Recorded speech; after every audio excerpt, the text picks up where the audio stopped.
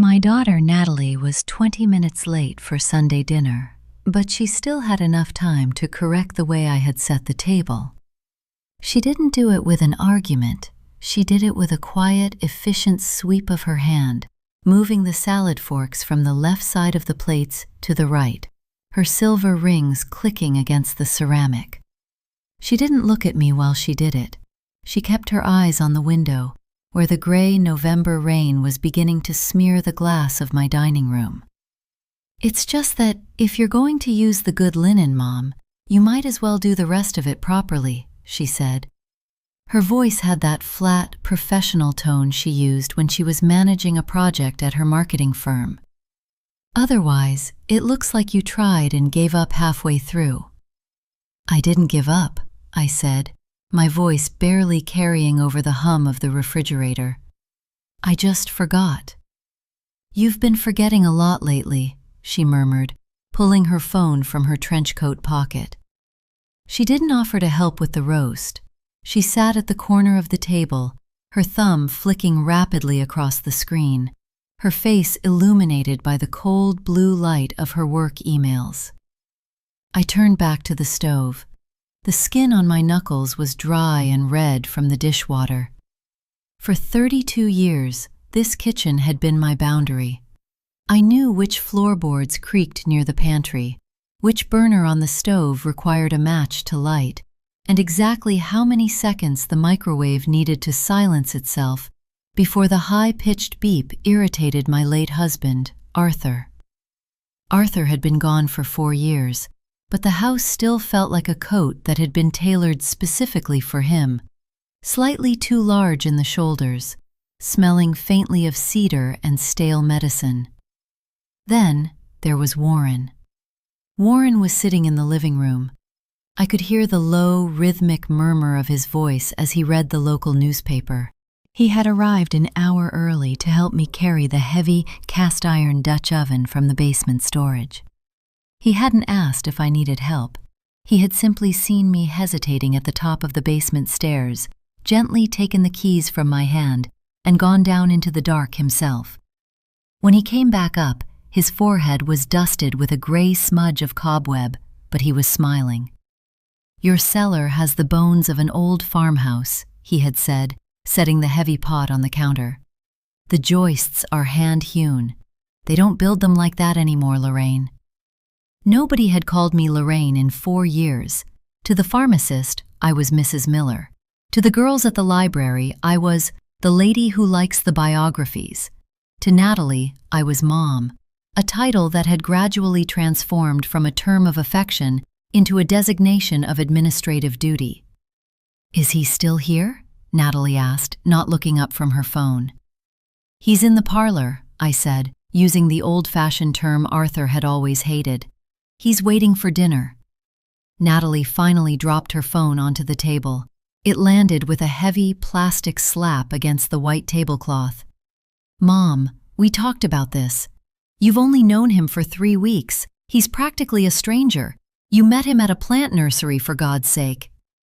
"He helped me find the right winter mulch for the hydrangeas," I said, keeping my back to her as I basted the beef. "And he has a lovely garden of his own. He showed me pictures." "Everyone has pictures, Mom. It's called Instagram. People only show you the parts they want you to see."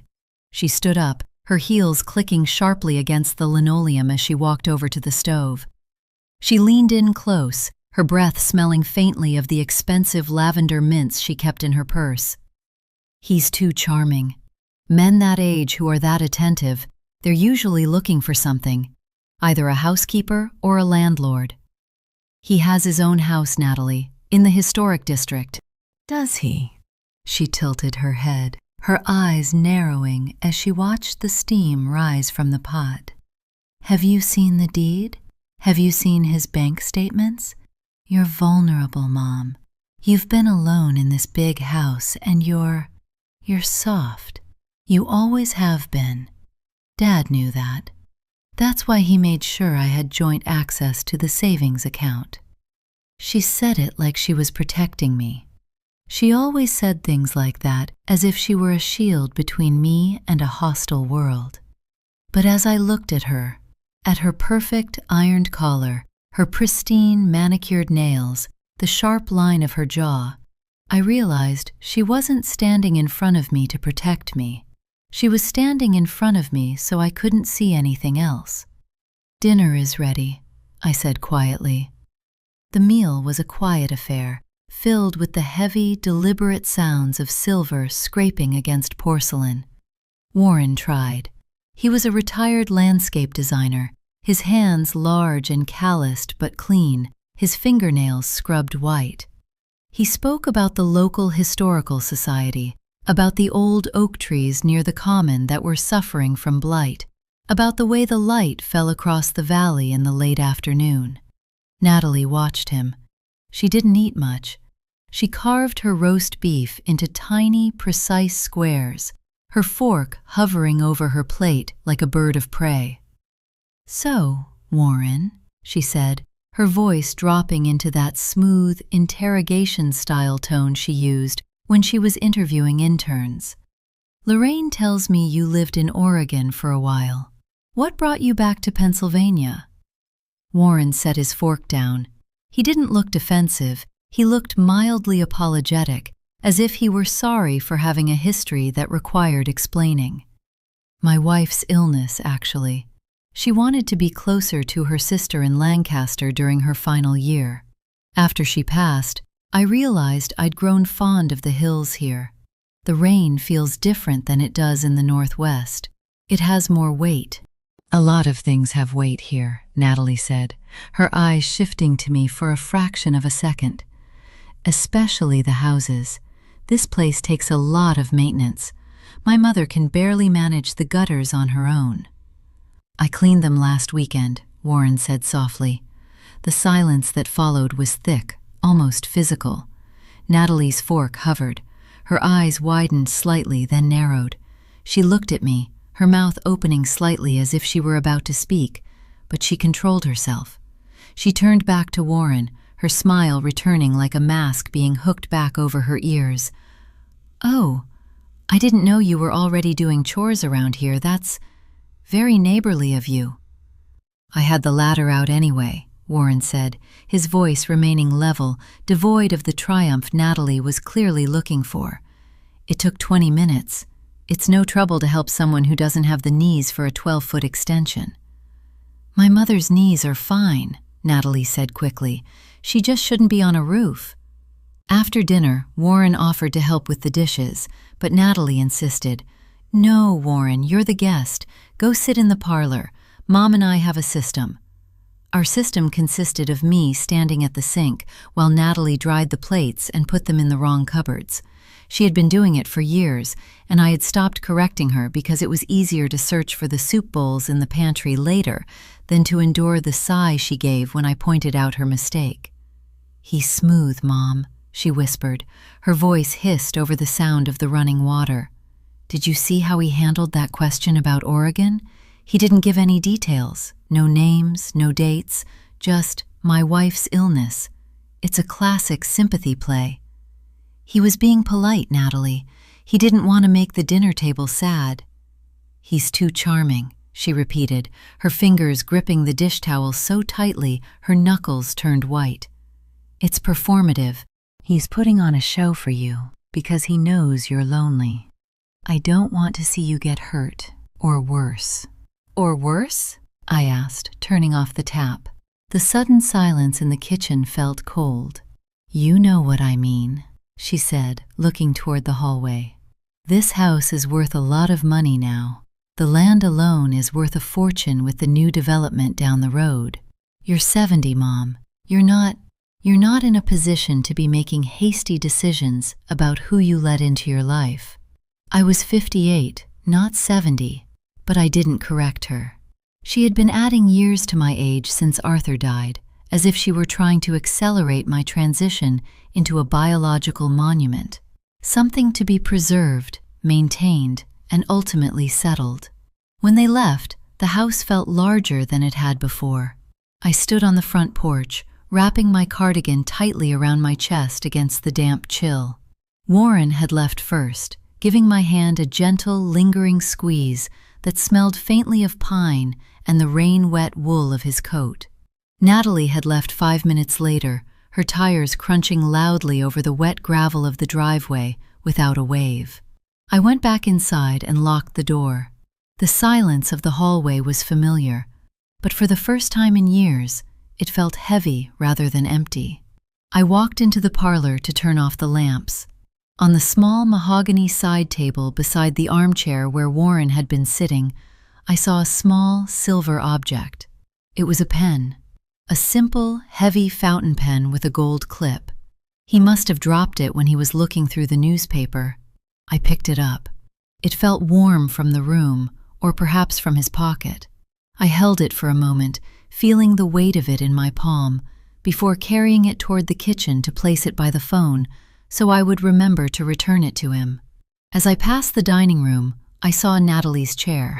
She had left her notebook, the small, leather-bound planner she carried everywhere, sitting under the edge of the table, half hidden by the falling fold of the white tablecloth. I picked it up, intending to set it aside with the pen. But as I lifted it, a small square of paper slipped from between the pages and fluttered to the floor. It was a receipt from a local coffee shop in town, dated 3 days ago. At the bottom of the receipt, written in Natalie's sharp, backward slanting handwriting, was a phone number. And beneath the number, a single line she had scribbled so hard the pen had nearly torn through the paper. Warren, Tuesday, 10 a.m. Don't tell her. The receipt was from the Daily Grind, a small coffee shop 3 blocks from the municipal building where Arthur and I used to pay our property taxes. It was dated Thursday at 2:14 p.m. I stood in my quiet kitchen, the slip of paper dry and lightweight between my thumb and forefinger. Outside, the rain had stopped, leaving the asphalt of the driveway black and gleaming under the single amber bulb of the garage light. On Sunday, during dinner, Natalie had behaved as though Warren were a stranger she was evaluating on my behalf. She had asked him about Oregon with the sharp, clinical curiosity of a loan officer looking for a reason to deny credit. But 3 days before that dinner, she had written his name, a time, and a warning on a scrap of paper she had tucked inside her planner. Don't tell her. I didn't scream. I didn't feel the heat of anger in my chest, not yet. Instead, I felt that familiar, cold stillness that had carried me through the long, slow months of Arthur's chemotherapy. When you spend years managing a dying man's medications, you learn to live in the spaces between the hours. You learn that the worst news is always delivered in a quiet, carpeted room by someone wearing a nice watch. I walked back to the dining room, placed the receipt back into the leather planner, and set the book exactly where I had found it under the tablecloth. Then I took Warren's silver fountain pen and laid it on the sideboard, right beside the brass key basket where we used to keep the spare house keys. A woman who has spent decades being invisible inside her own family knows how to handle secrets. We don't drop them. We don't break them to see what's inside. We simply slide them into our pockets and carry them until they become light enough to hold without our hands shaking. On Monday morning, the sun came up thin and white, casting long, pale rectangles across the kitchen floor. At 10 o'clock, the gravel in the driveway crunched. Through the window over the sink, I watched Warren's green pickup truck pull to a stop. He didn't jump out the way younger men do. He turned off the engine, waited for the rattle of the old tailpipe to subside, and then sat for a moment, adjusting his rearview mirror before opening the door. When I opened the back door, he was standing on the porch holding a small wooden flat of dark purple winter pansies, their petals bruised with black centers like tiny velvet faces. "They like the cold," he said by way of greeting, lifting the wooden flat slightly.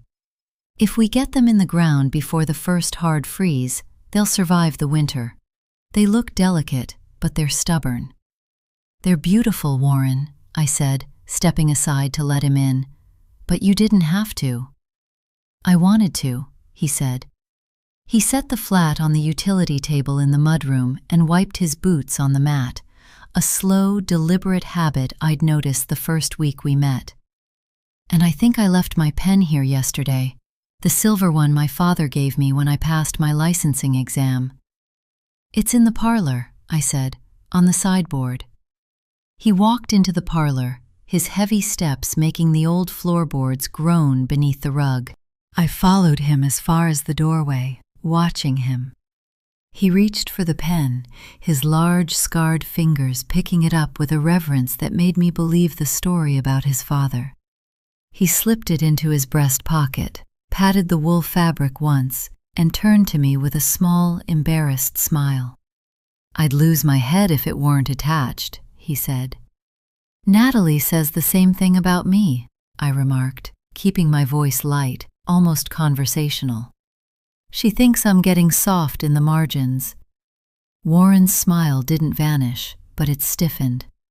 The change was tiny, just a slight tightening around the corners of his eyes, the sort of detail you only notice if you've spent 30 years watching a husband's face to see if he's about to complain about the salt in the soup. "Natalie is protective of you," Warren said, his voice dropping into a lower register.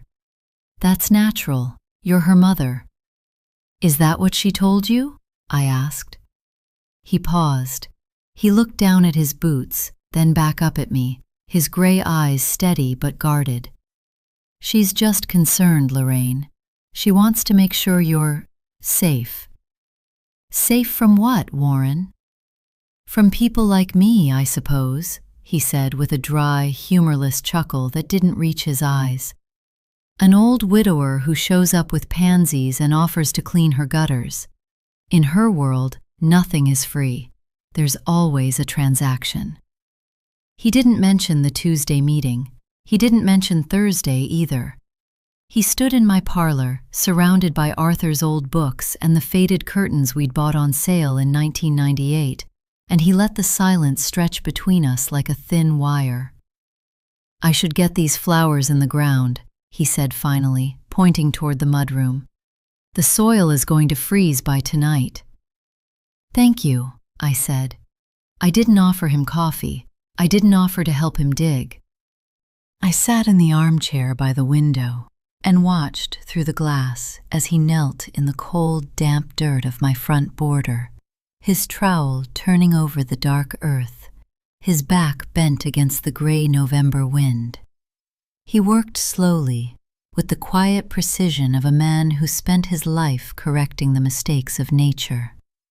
I wondered if he had looked at me the same way he looked at the dead soil, as something that just needed a little turning over to be useful again.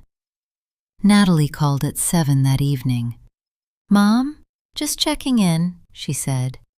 I could hear the turn signal of her car clicking in the background. She was driving home from her office. "How are you feeling after yesterday?" "I'm fine, Natalie. The roast was good." "It was a little dry, actually," she said, her tone brisk, businesslike. "But that's because you didn't cover it for the last half hour. I told you that, remember? Anyway, did Warren come back for his pen?" "Yes," I said, holding the receiver close to my ear. "He did. He brought some pansies, too." There was a pause on the line. The only sound was the white noise of her car's heater and the distant rumble of traffic. "Pansies," she repeated. Her voice had gone cold, the artificial warmth she usually saved for her checking-in calls evaporating instantly. "In November? That's ridiculous. They'll be dead by Christmas." "He says they're stubborn," I said. "He says a lot of things, Mom. Look, I have to go, but don't do anything with the garden or the house without calling me first, okay? I'm serious. Some of these older guys, they have a way of making themselves indispensable so they can, well, we'll talk about it later." "Yes," I said, "we will." "I'll call you on Wednesday," she said. "Have a good Tuesday, Natalie." I whispered. There was another pause, longer this time. I wondered if she was looking at her steering wheel, if she was remembering the leather planner she'd left under my table, or if she was simply wondering why her mother's voice sounded so flat. "Thanks," she said quickly, and hung up. I didn't go to bed early that night. I sat in the dark kitchen with a cup of chamomile tea that had gone cold before I could drink it. A child who has only ever known their mother as a piece of household furniture gets uncomfortable when that furniture starts to move. They want the chair to stay in the corner where it has always been, supporting their weight when they choose to sit, catching the dust when they choose to walk away. They don't expect the chair to have its own geography. They don't expect it to have eyes. On Tuesday morning, I woke up at 6. I put on my gray wool coat, the one Arthur had bought me for our 25th anniversary, the one with the slightly frayed cuffs, and I drove into town. The daily grind was busy at 9:45 a.m.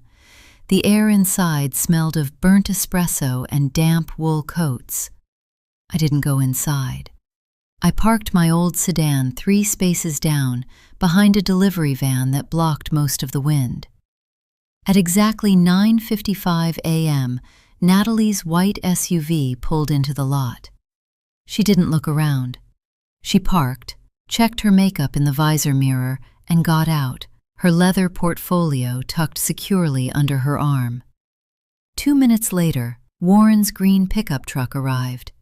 He didn't park near her. He parked near the back of the lot, under the dripping branches of a dead maple. He got out of his truck, his collar turned up against the cold, and walked toward the entrance of the coffee shop with his hands deep in his pockets. Through the steam-fogged window of the cafe, I watched them meet. They didn't sit near the door. They walked to the small table in the back corner, near the old brick fireplace that wasn't lit. Natalie set her portfolio on the table. She didn't buy coffee.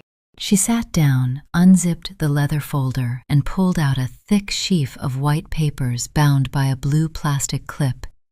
She didn't look angry. She didn't look like a daughter protecting her vulnerable mother from a predator. She looked like a woman closing a deal. And as I watched, Warren reached into his pocket, pulled out the silver fountain pen he had retrieved from my parlor just yesterday, and held it over the paper. Through the glass of my windshield, the wipers made a dry, rhythmic scrape against the glass, clearing a semicircle of gray morning light. Inside the daily grind, Natalie was leaning forward, her index finger tapping a specific line on the paper. Warren held his silver fountain pen, the one he had claimed was his father's, the one he had returned to my house to find, for what felt like a long time. His head was bowed, the collar of his coat still turned up against his neck. He looked older under the harsh fluorescent lights of the cafe, his posture lacking the quiet strength he had shown while turning over the soil in my garden yesterday. Then he wrote. He didn't sign with a flourish. It was a quick, heavy movement of his wrist. Natalie didn't smile when he finished. She simply waited for him to hand her the pen, took the document back, blew gently on the ink to dry it, and slid it back into her leather portfolio. She zipped the folder shut. The sound didn't carry through the double-paned window of my car, but I could see the sharp, decisive pull of her wrist. She stood up immediately, adjusting her scarf, and walked out without ordering anything, without looking back at Warren. Warren remained at the table. He didn't look at his phone. He didn't look at the small fireplace in the corner. He sat with his hands flat on the wood, his eyes fixed on the empty space where the document had just been, like a man waiting for a train that had already left the station. I shifted my car into reverse, backed out of the space before Natalie could reach the side exit, and drove home. The drive back to the house was 20 minutes of perfect silence. I didn't turn on the radio. I didn't watch the speed limit too closely. I kept my hands at 10 and 2 on the steering wheel, my eyes on the white lines of the highway, feeling the slight vibration of the tires beneath my feet. When I arrived, The house looked smaller than it had when I left. The purple pansies Warren had planted yesterday were still there, tucked into the dark earth near the front porch. In the cold daylight, they looked less like flowers and more like small, dark stains against the gray stone of the foundation. I went inside, took off my coat, and sat at the kitchen table. For nearly 40 years, I had been the registrar at the local high school. It was a job about paper. It was about transcript requests, immunization records, custody agreements, and proof of residency. I knew what a legally binding document looked like from 50 feet away. I knew how people held their shoulders when they were signing something they didn't want to sign, and I knew the specific, hurried way they moved when they wanted a piece of paper to disappear back into a drawer. Natalie had a joint name on my savings account, yes. Arthur had insisted on that during his final week in the hospice care unit, when his mind was drifting between the morphine and his memories of the 1970s. "She has her head on straight, Lorraine," he had whispered, his dry hand clutching mine. "She'll make sure you don't get taken advantage of. She's like me. She sees the numbers." He had meant it as a comfort, but Arthur had never understood that when you spend your life seeing only the numbers, you eventually stop seeing the people behind them. I pulled my old laptop from the sideboard. It was a heavy, slow machine that Arthur had bought me for my retirement. The keys clicked loudly in the empty kitchen as I opened the county GIS mapping portal, the public database where property values, land surveys, and deeds were kept. I typed in my address, 1422 Sycamore Road. The map zoomed in, showing the irregular green polygon of my 5 acres. It was a good piece of land, bordered by the creek on the west and the new bypass construction on the south.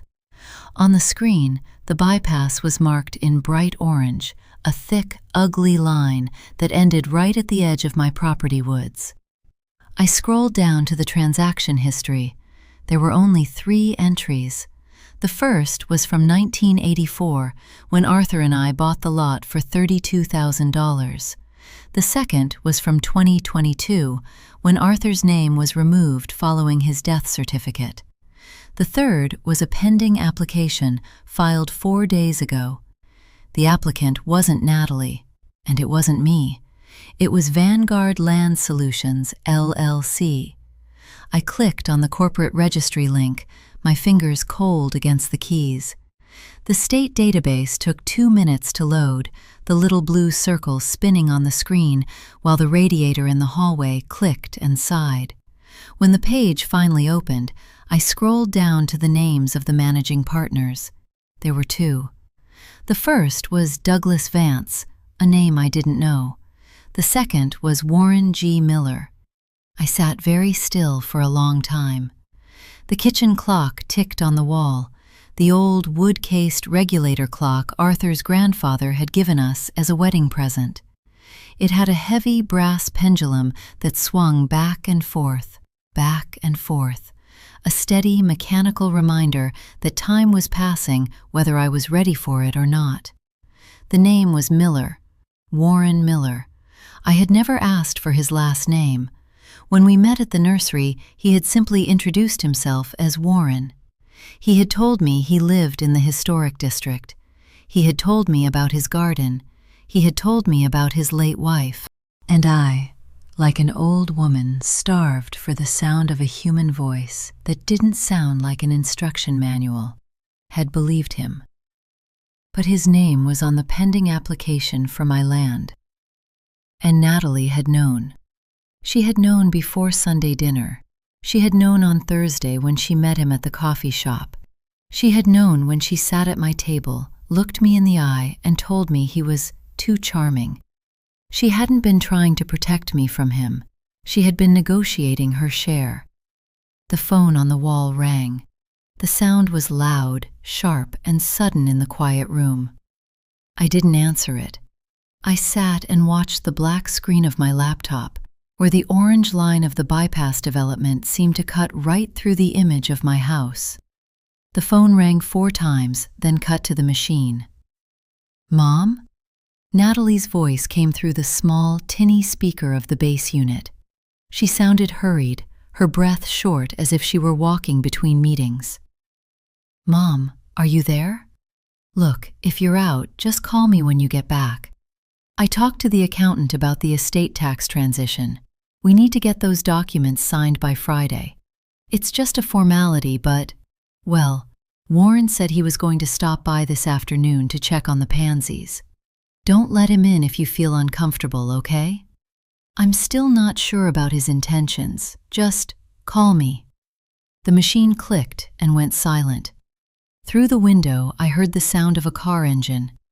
I didn't have to look to know it was Warren's green truck.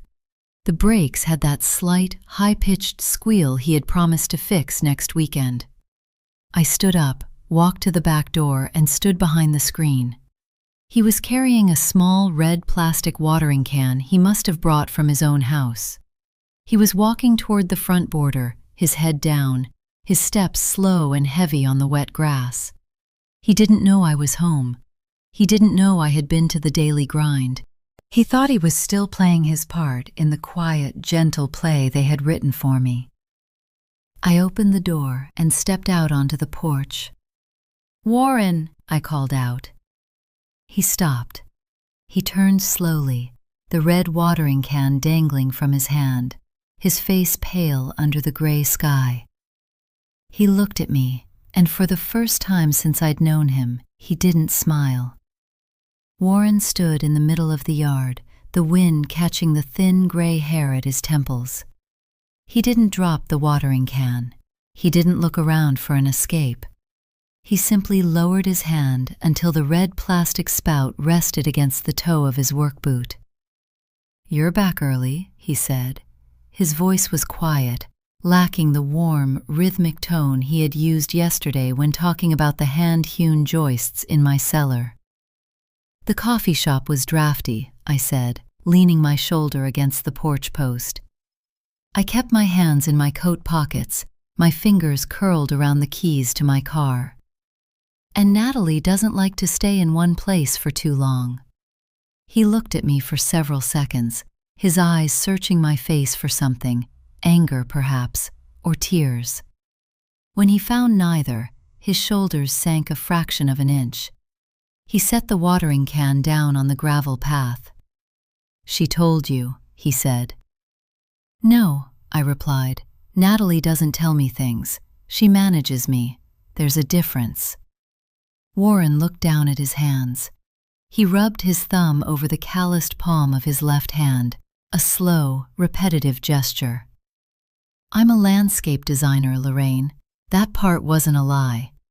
I spent 30 years doing residential gardens in Portland, but when my wife got sick, the medical bills didn't care about the beauty of Japanese maples. I had to take consulting work, land acquisition. It pays better." "Vanguard Land Solutions," I said. The words felt cold on my tongue, like iron in winter. "We identify parcels that lie in the path of municipal expansion," he said, his voice flat, devoid of any defensive heat.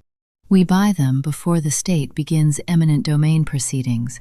Then we lease or sell them back to the contractors. It's legal. It's what people do when they need to rebuild a retirement account that was wiped out by 6 months in an oncology ward." "And Natalie?" "She contacted my partner, Doug, 3 months ago," Warren said. He finally looked up, his gray eyes steady but filled with a profound, heavy exhaustion.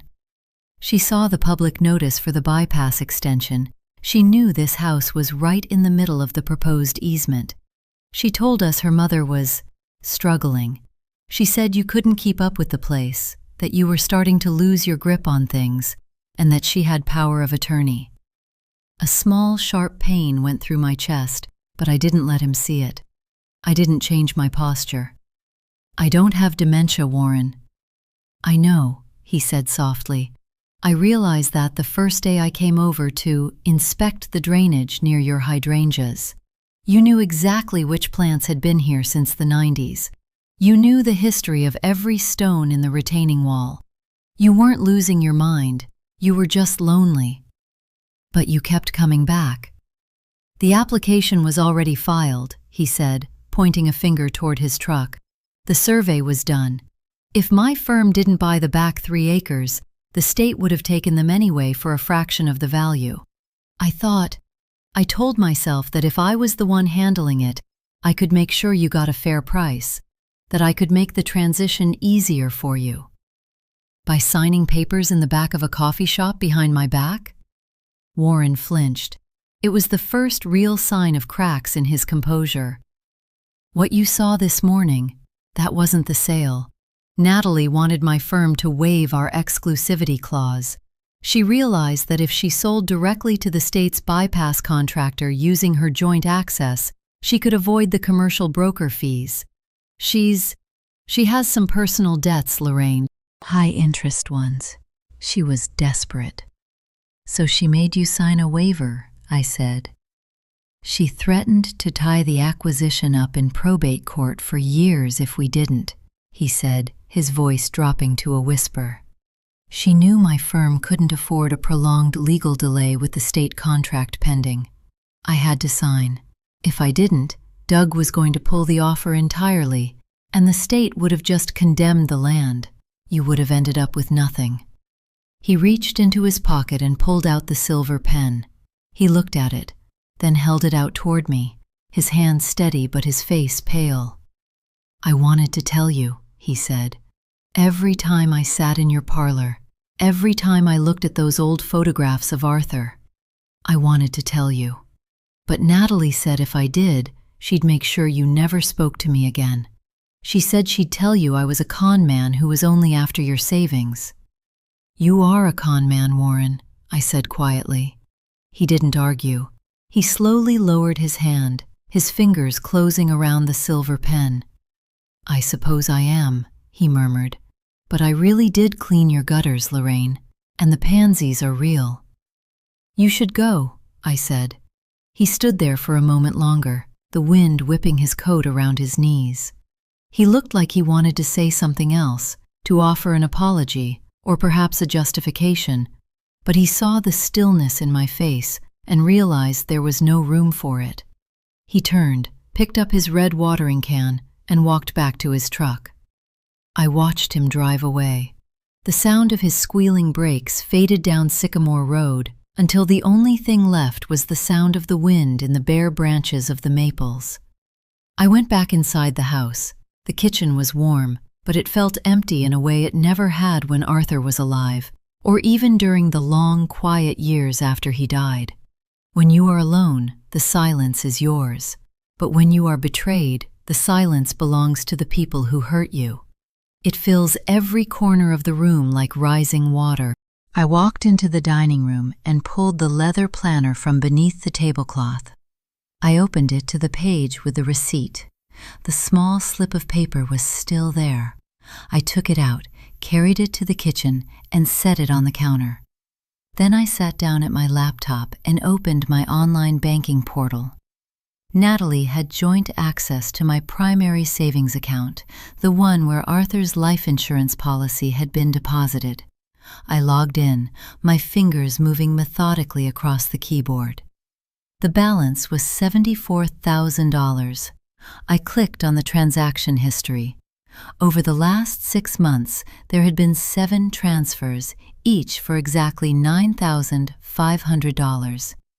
They were small enough to avoid triggering the bank's automatic federal reporting limits, but large enough to slowly bleed the account dry.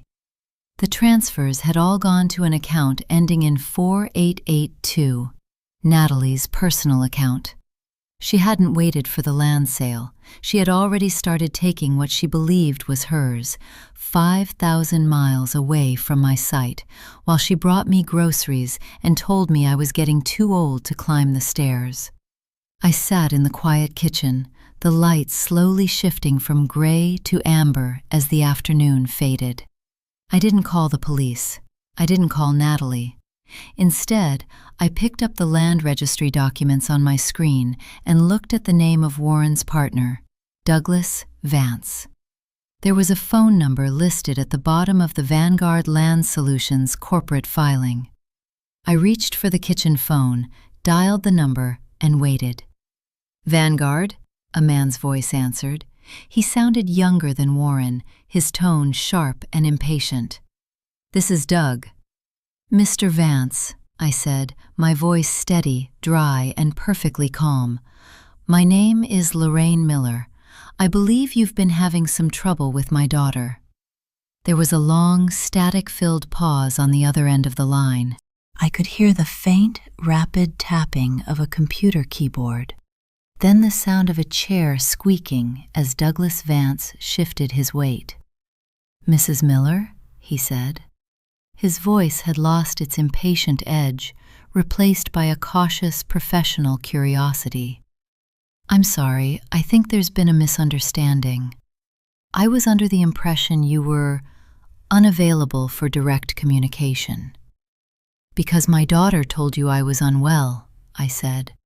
My voice was even, devoid of the shaking that usually comes with fear. "She told you I was having trouble managing my affairs." "She did," Doug admitted. He cleared his throat, a dry, raspy sound. "She presented us with a copy of a medical evaluation from last year, along with a draft of a durable power of attorney. We were told the transition of the property was being handled through her to simplify the estate planning." I looked at the kitchen wall, where a framed watercolor of the Pennsylvania hills, painted by my sister 30 years ago, hung slightly crooked. I had never seen a medical evaluation.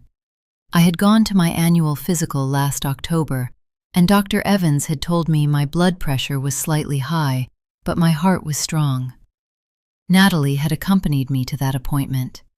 She had insisted on staying in the room, taking notes on her phone while Dr. Evans spoke. She had been building her archive even then. "Mr. Vance," I said quietly, "I am the sole owner of 1422 Sycamore Road. My late husband's name was removed from the deed 2 years ago. I have never signed a power of attorney, and I am perfectly capable of answering my own phone." "I see," Doug said. The keyboard tapping had stopped completely. "Well, that complicates things. We have a pending contract with the state's transport division for the bypass easement. The appraisal has been completed, and the options have been drafted." "Based on the waiver Warren signed this morning?" I asked. "Warren signed the waiver of corporate interest, yes," Doug said, his voice tightening. "Natalie insisted on it. She said if we didn't release the exclusivity clause, she would withdraw the property from the market entirely and fight the state's eminent domain claim in court. We couldn't afford the delay. But if you're saying you didn't authorize any of this—" "I didn't," I said, "and I would like to see the documents my daughter has been showing you." "I can't release those without, well, legally, they were submitted as part of a confidential negotiation," Doug stammered. "Mr. Vance," I said, leaning my elbow on the cool laminate of the counter, "if you have a forged power of attorney in your files, and you proceed with a contract based on that document, the state's transport division will not be the only ones tying your project up in court. I may be 68, but I spent 40 years managing public school records. I know how to file an injunction." I had lied about my age to Warren, or rather, let his assumption stand. But with Doug, I wanted the full weight of my years to be felt. There was another silence, then the sound of a deep breath. "I'll email them to you," Doug said. "But Mrs. Miller, for the record, Warren didn't know about the medical evaluation. He was just told you wanted to sell the back acreage to avoid the maintenance. He thought he was helping you." "Warren is a grown man, Mr. Vance. He knew he was keeping a secret from me. That's enough." I gave him my email address, hung up the receiver, and sat back down at the laptop. A daughter's betrayal doesn't arrive like a thunderclap. It comes in the small, damp drafts under the door you thought you had locked years ago. I remembered Natalie when she was 7, sitting on the living room rug with a box of Band-Aids, carefully sticking them over the scratch marks on the legs of the coffee table. "To make it feel better, Mom," she had said. She had always been a child who wanted to fix things, to organize the world into neat, sterile squares. I had thought it was a sign of a neat mind. Now, I realized it was the beginning of a desire to control everything she touched, including me. Within 10 minutes, an email from Douglas Vance arrived. There were 3 attachments. The first was the medical evaluation. It was written on the letterhead of Dr. Evans's clinic, but the language was wrong. It spoke of cognitive drift, mild executive dysfunction, and vulnerability to financial exploitation. At the bottom was a signature that looked like Dr. Evans' sharp, modern scrawl. But the date was from 3 weeks after my appointment, a time when I hadn't even been to the office. The second attachment was the power of attorney. My name was signed at the bottom in a loose, flowing script that looked like mine, but lacked the slight, habitual hesitation I always made before writing the double L in Miller. The third document was the one Natalie had brought to the coffee shop this morning, the one Warren had signed with his silver pen. It was an agreement to transfer the option of the back 5 acres to a private trust managed by Natalie, bypassing Vanguard Land Solutions entirely. The purchase price listed was $350,000. That was the money Natalie was planning to use to clear her debts. That was the money she had already started taking from my savings account, using the joint access to pull $9,500 at a time, like a thief slowly carrying bricks out of a wall until the roof fell in. I picked up the kitchen phone again and called the customer service line for my bank. The hold music was a tinny, synthetic version of a classical piece I couldn't place. I waited for 12 minutes, watching the light fade from the yard, before a young man named Marcus answered. "Yes, Mrs. Miller," Marcus said after I had verified my social security number and my mother's maiden name. "How can I help you today?" "I would like to revoke the joint access on my savings account ending in 3021, I said. "Certainly, I can look into that for you," Marcus said, the sound of his keyboard clicking through the line. "Ah, I see that is a joint account with Natalie Miller. To remove a joint owner, we typically require both parties to sign a division agreement, or we can close the account and distribute the funds into a new sole ownership account." "Let's close it," I said. "There is currently $7,400 remaining in that account," Marcus noted. "Would you like me to transfer that to a new savings account under your name only?" "Yes," I said, "and the previous transfers, the ones made to the account ending in 4882, is there any way to dispute those?" Marcus paused. "Since those were made while the joint owner had full, legal access to the funds, they are considered authorized transactions, Mrs. Miller. Unless there is a court order or a pending investigation for elder exploitation, we cannot reverse them." "I understand," I said. "Just open the new account, move the remaining $7,000, and do not send any notifications to the secondary address on the old account." "We are required by law to send a closing statement to both registered addresses, Mrs. Miller," Marcus said, his voice dropping into that polite, sympathetic tone that corporate employees use when they are delivering bad news. "It will be mailed out within 5 business days." "That will be fine," I said. 5 business days. That meant Natalie would receive the notification by next Monday. I had until Friday, the day she was coming to have me sign the estate tax transition documents, to decide how the final act of this play would be written. I closed my laptop, walked into the hallway, and stood by the front door. The house was cold.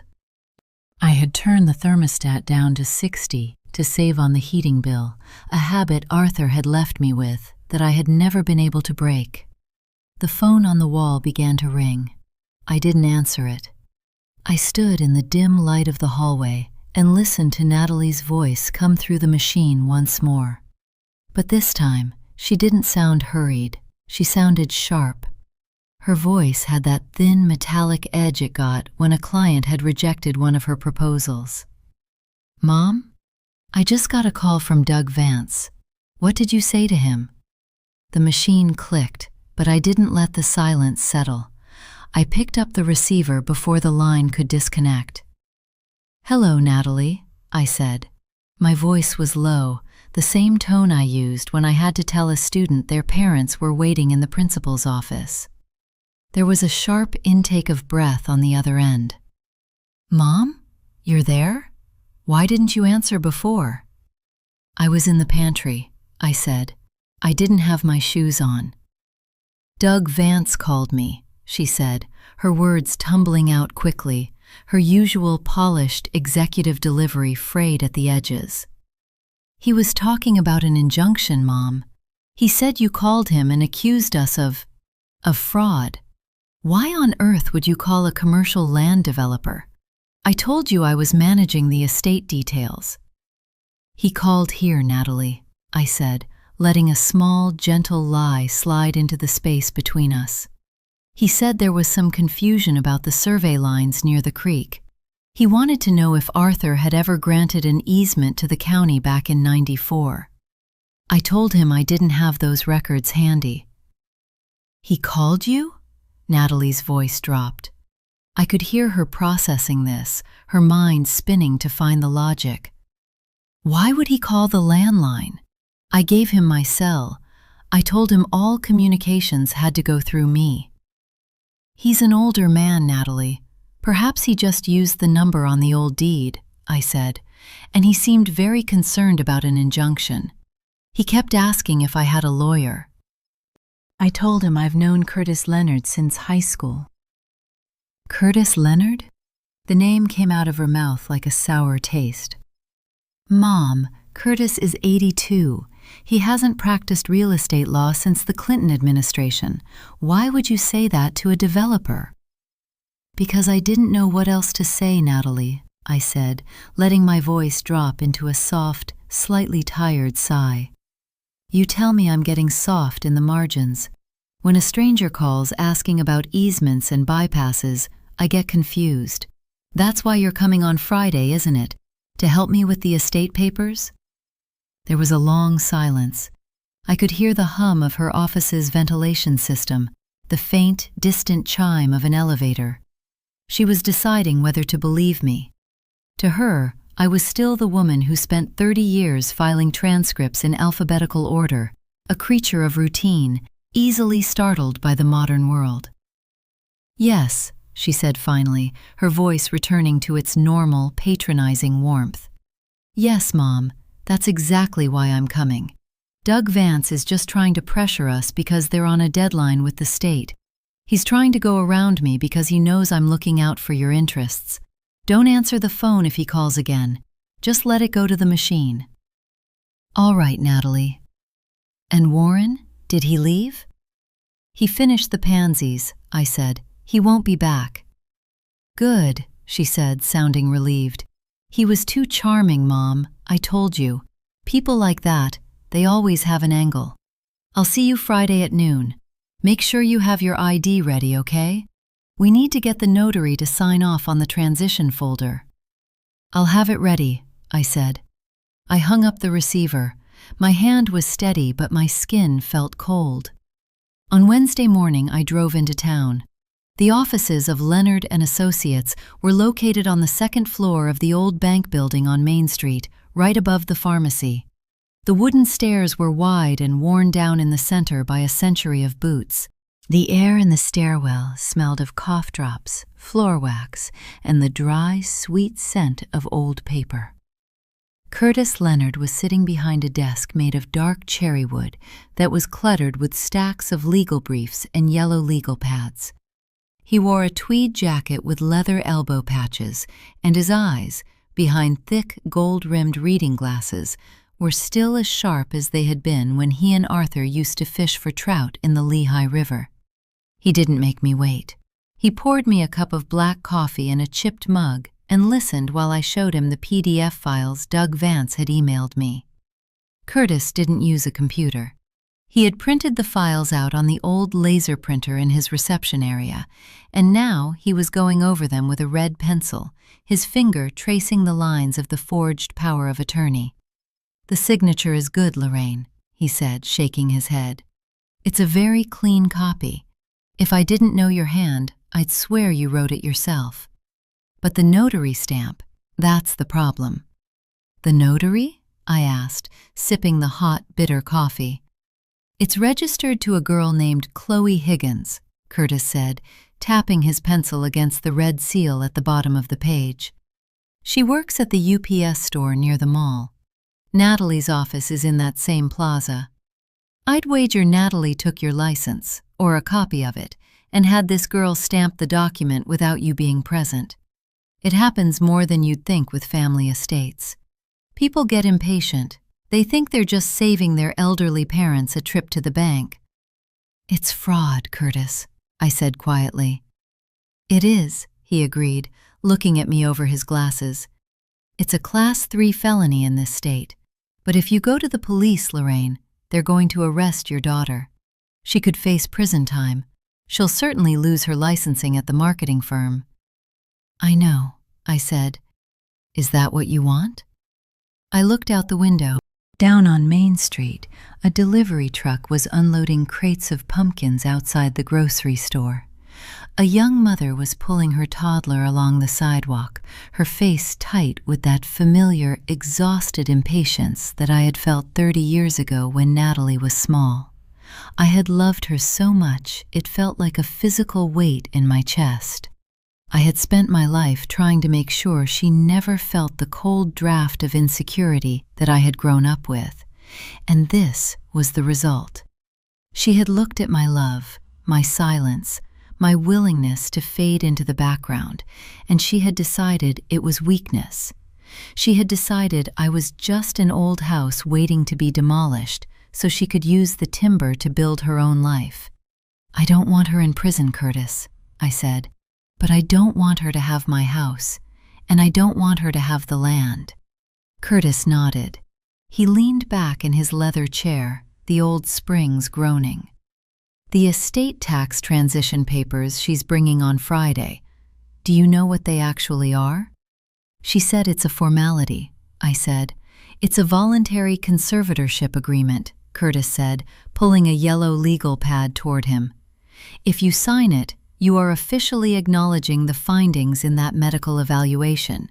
You are agreeing that you need assistance managing your financial and physical affairs, and you are appointing Natalie as your guardian.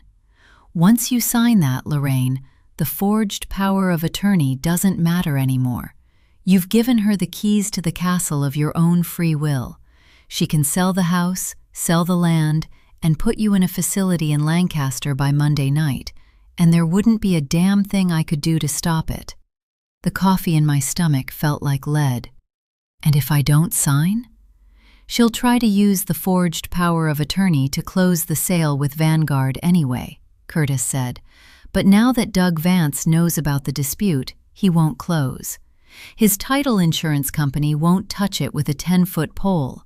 He'll back out. And Natalie, well, when she finds out the savings account is empty, she's going to realize the game is up." "She'll know I closed it," I said. "She'll know," Curtis said, "and she'll come here on Friday not with a notary, but with a fire in her eyes. You need to be prepared for that, Lorraine. A child who thinks they've earned the right to your life doesn't go quietly when you take it back." He reached into his desk drawer and pulled out a single sheet of paper. It was a fresh, clean document printed on heavy bond paper. "This is a revocation of all prior powers of attorney, real or implied," Curtis said, sliding it across the cherrywood desk toward me. "And this is a new, exclusive power of attorney, naming me as your temporary representative for all real estate decisions. If she tries to bring any papers to your house on Friday, you don't sign them. You hand her this."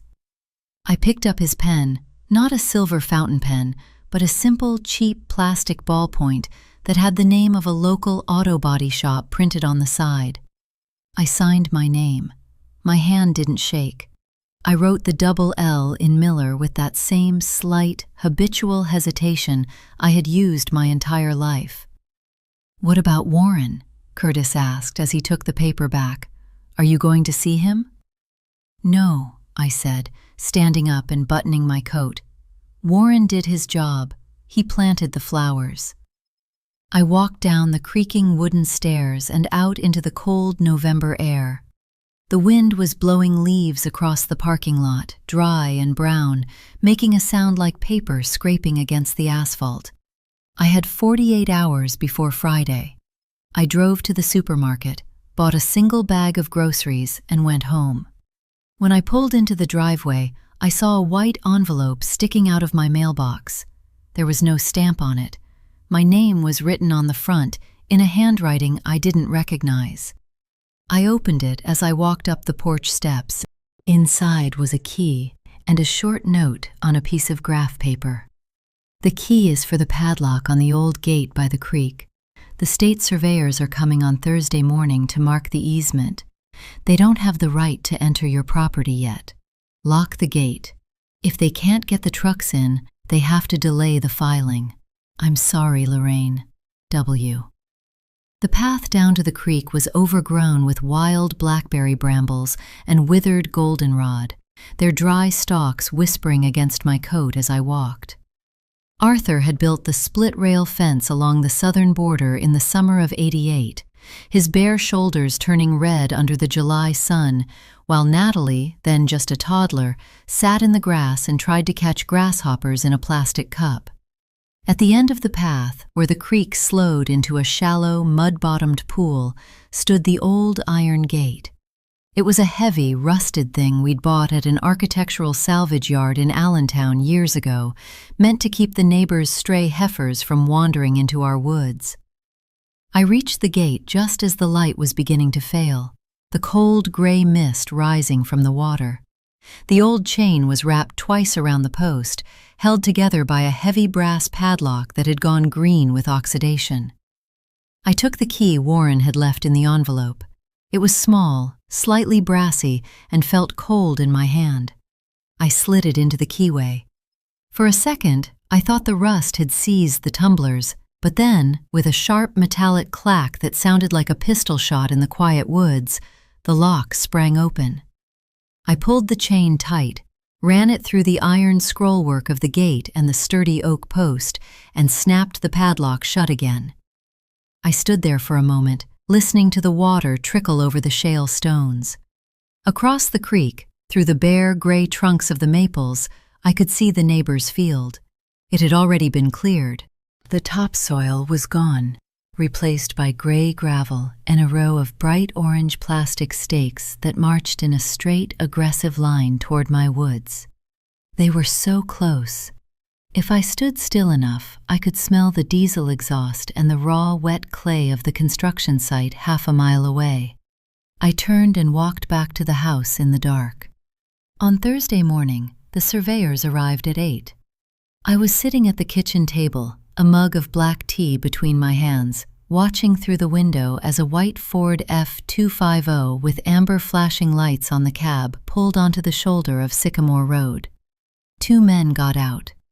They wore bright neon orange safety vests over heavy flannel shirts, and they carried long carbon fiber poles with yellow GPS receivers mounted on top, looking like high-tech spears. They walked down the side of the driveway toward the creek, their heavy boots crunching on the frost-hardened grass. I didn't go out to meet them. I stayed inside, watching as they disappeared into the trees.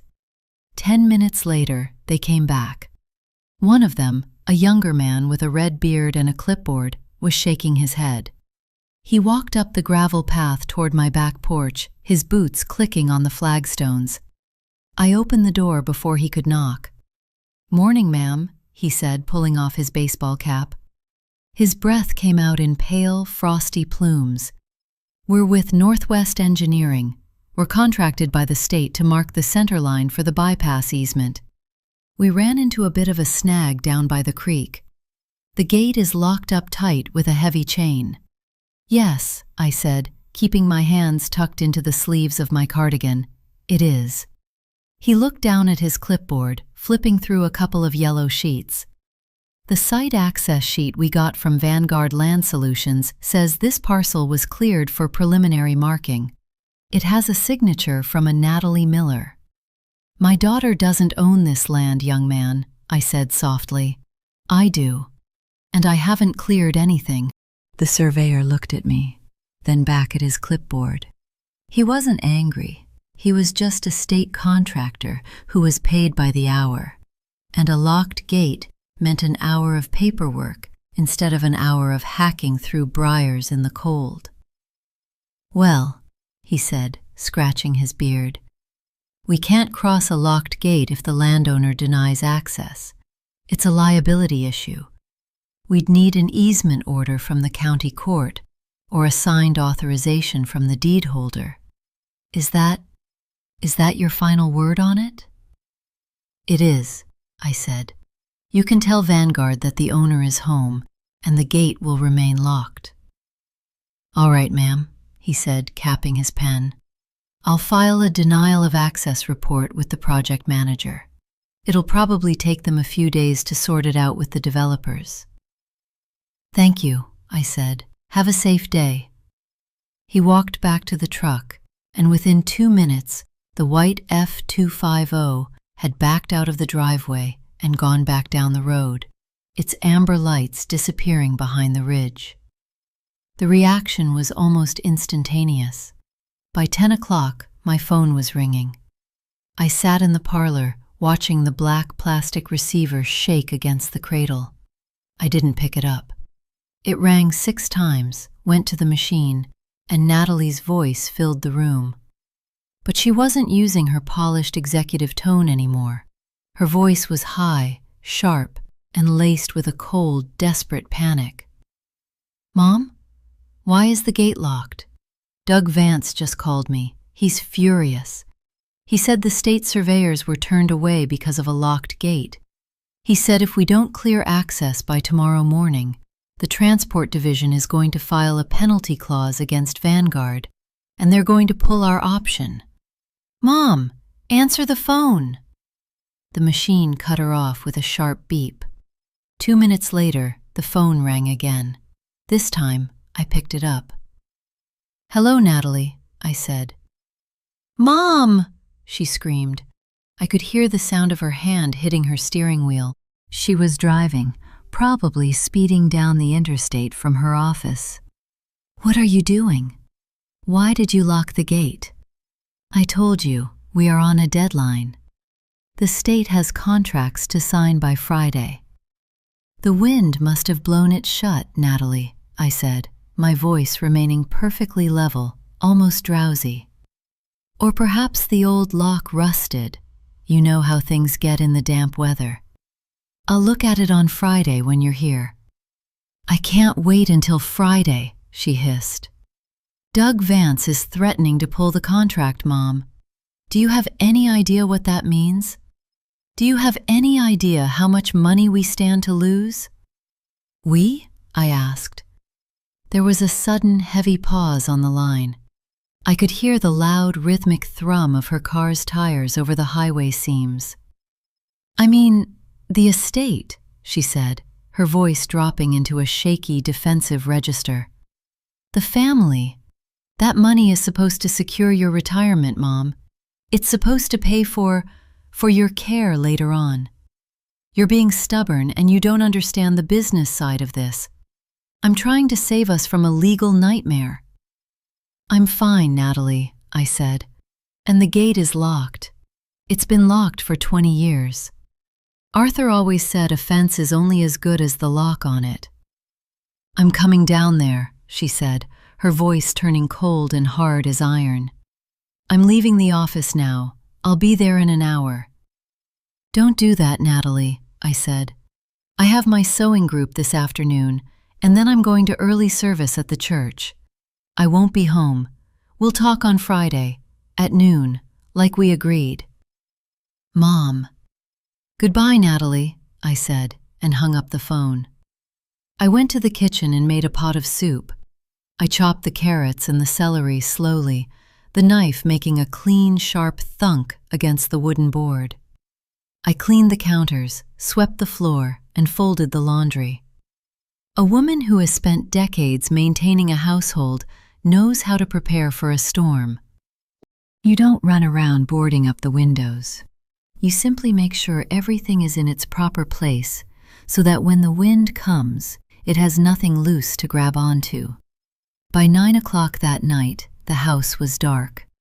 I was sitting in the parlor, the lamps turned off, watching the empty road through the lace curtains. At 9:15 p.m., a pair of headlights swept across the ceiling, bright and sudden. A white SUV pulled into the driveway, its engine idling loudly in the cold night.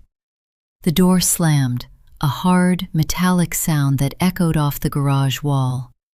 Natalie hadn't waited for Friday.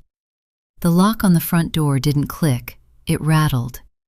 Natalie had always been impatient with keys, jamming them into the brass deadbolt with a force that had left tiny, silver scratch marks around the keyhole over the years. The door swung open, bringing with it a sudden gust of cold, pine-scented night air and the low, heavy rumble of her SUV's engine idling in the driveway. "Mom?" she called out, her heels clicking sharply against the hardwood of the foyer. She didn't take off her coat. She didn't drop her keys into the brass basket. "Why is it so dark in here? Are you upstairs?" I didn't answer. I stood in the doorway of the kitchen, bathed in the pale amber light of the single bulb over the sink.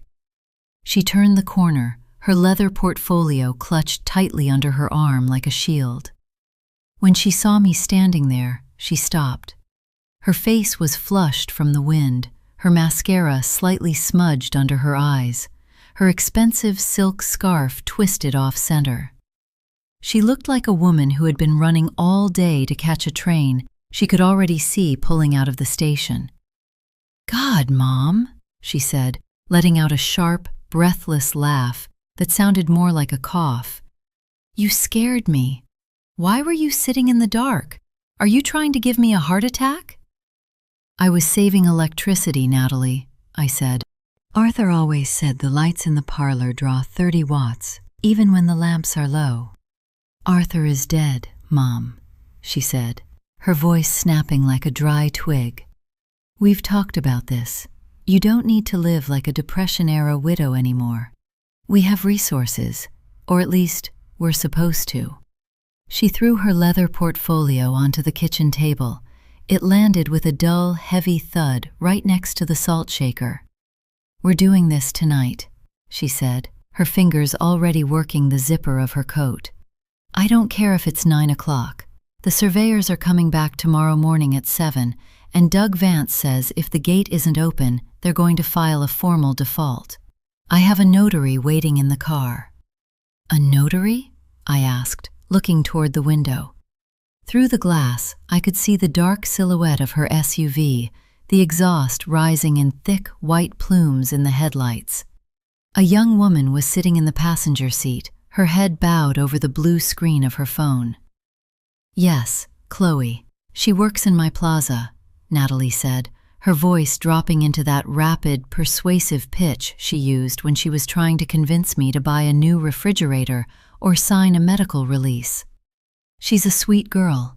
I promised her $50 to come out here tonight and witness the signatures so we don't have to drag you to the bank tomorrow. We just need to sign the transition folder, Mom. It's 3 signatures, and then we can open the gate and let the state do their job." "Chloe Higgins?" I asked. Natalie's hand froze on her scarf. She slowly lowered her arms, her eyes narrowing as she looked at me. How do you know her name?" "Curtis Leonard told me," I said. "He has a very neat file on her.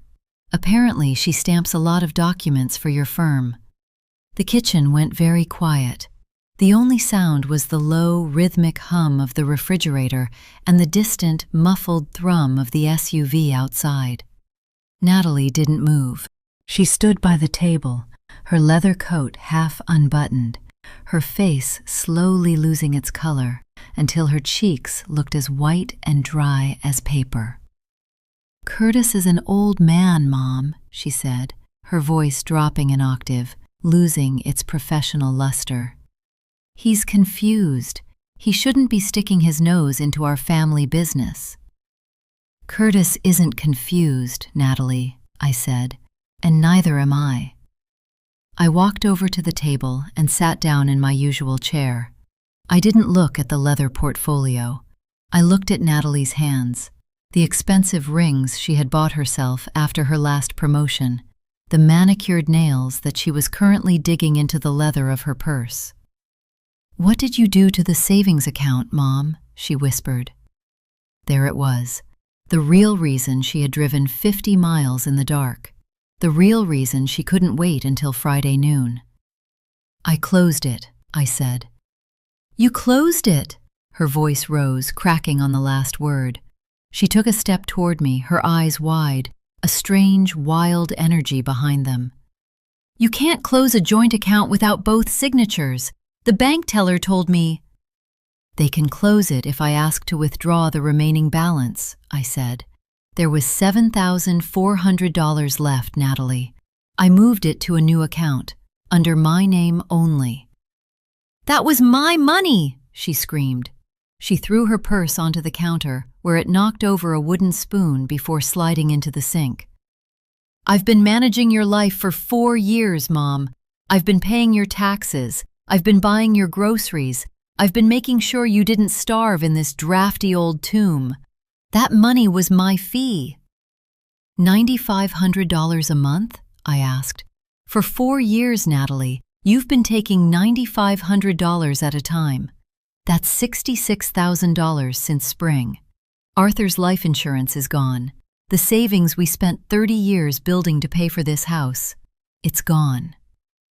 "I have debts," she hissed, leaning over the table, her face inches from mine. "Do you have any idea what my mortgage is? Do you have any idea how much it costs to keep the office running in the city? I'm your daughter, Mom. You were supposed to help me. You were supposed to leave me this house anyway. What difference does it make if I take it now or later?" "The difference," I said, my voice remaining so quiet it was almost a whisper, "is that I am still alive." She flinched as if I had struck her. She stared at me, her mouth open slightly, her breath coming in short, ragged gasps. A thief who is caught red-handed will always pretend they were just trying to keep your belongings safe from the rain. Natalie had spent 4 years convincing herself that she was the victim here, that she was the one sacrificing her time and her career to look after a mother who was too soft to survive without her. But as she looked at me now, really looked at me, she didn't see the fragile, confused widow she had described in her forged medical evaluation. She saw a woman who had been watching her the entire time. "You're going to sign those papers tonight, Mom," she said, her voice shaking with a cold, desperate malice. "If you don't, Vanguard is going to sue us. They have the signed easement agreement. They have the power of attorney." "No," I said, "they don't." I reached into my cardigan pocket and pulled out the single sheet of paper Curtis Leonard had given me on Wednesday afternoon. I laid it on the table, right on top of her leather portfolio. "This is a revocation of all prior powers of attorney," I said. "Curtis filed it with the county registry at 4 o'clock today, and Doug Vance has already received a copy via certified email. If Vanguard tries to close on that easement, they'll be doing so with full knowledge that the document they hold is a forgery." Natalie looked at the paper. She didn't pick it up. She looked at it as if it were a spider that had suddenly crawled out of her purse. You ruined it," she whispered. Her knees seemed to weaken, and she slid into the chair opposite me, her head falling into her hands. "You ruined everything, Mom. I owe $300,000 to the bank. They're going to take my house. They're going to close the firm." I watched her. I wanted to feel the hot, satisfying rush of anger.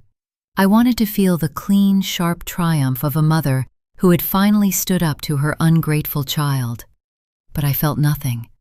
Just that same heavy gray silence that had been rising in this house since Arthur died. "There's a notary in your car, Natalie," I said. "You should go tell her she can go home." Natalie sat in the kitchen chair for a long time, her hands covering her face, her shoulders perfectly still. She didn't sob. The tears she shed were quiet, wetting the skin between her fingers and dripping onto the dark wood of the table. Outside, the white SUV continued to idle, its headlights cutting through the rising mist, casting long, skeletal shadows of the maple trees across the kitchen ceiling. Finally, she let her hands fall. Her face was pale, the skin around her eyes red and swollen. She looked smaller now, stripped of the sharp, modern angles she wore like armor in her city office. She looked like the teenager she had been 20 years ago, the one who would lock herself in her room for days when she didn't get the grade she wanted, waiting for me to knock on the door with a tray of toast and tea. I had always knocked. I had always carried the tray. "She's going to start charging me by the hour if she stays out there," Natalie said, her voice dry and hollow, pointing a finger toward the window where Chloe was waiting.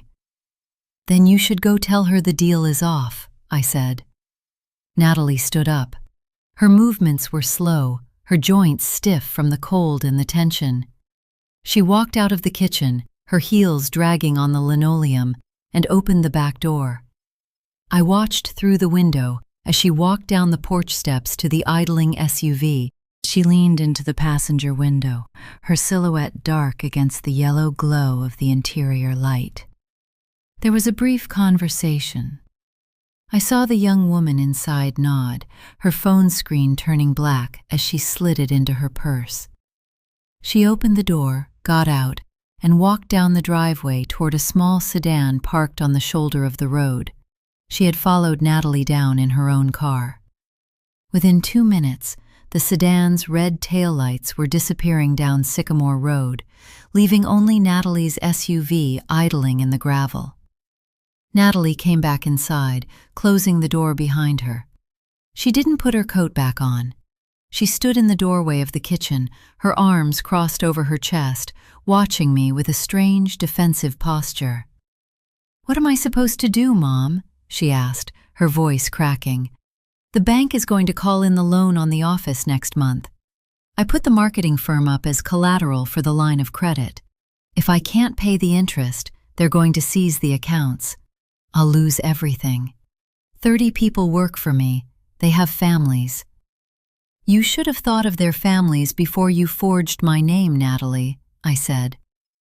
"I did it for us," she cried, taking a step into the kitchen, her voice rising in a desperate, pleading octave. "If I lost the firm, who was going to take care of you? Who was going to pay for the nursing home when you couldn't stay here anymore? I was trying to build a safety net, Mom. The state was going to take that land anyway. Why shouldn't we get the money instead of some corporate developer?" "A safety net doesn't require $66,000 in secret transfers," I said. "It doesn't require a forged medical evaluation that says your mother is losing her mind." Natalie looked down at her boots. She didn't deny it. The silence in the kitchen returned, heavy and cold, smelling faintly of the cabbage soup I had made earlier. "You spent your whole life being safe, Mom," she whispered, her voice laced with a bitter, defensive envy. "Dad left you this house. He left you the pension. You never had to worry about payroll. You never had to worry about a landlord raising the rent on a commercial lease. You sat here in your little kitchen, filing your high school papers, while the rest of the world was running as fast as they could just to stay in the same place. I sat here," I said, my voice steady but cold, "because I was raising you. I didn't take vacations, Natalie. I didn't buy designer coats. I wore the same gray winter wool for 15 years so you could go to the private academy in Allentown. I didn't stay in this house because I was safe. I stayed because I had a duty. Well, Duty doesn't pay the interest on a $300,000 debt, she said, her tone hardening again, the desperation turning back into a sharp, venomous resentment. Then you will have to sell the firm, I said, or file for bankruptcy. You are a young woman, Natalie. You have an education. You will survive. And what about us? She asked, her eyes searching mine, looking for the soft maternal space she had always been able to exploit. Are we done, Mom? Are you going to call the police? I'm not going to call the police, I said. Curtis has the documents. He's going to keep them in his safe.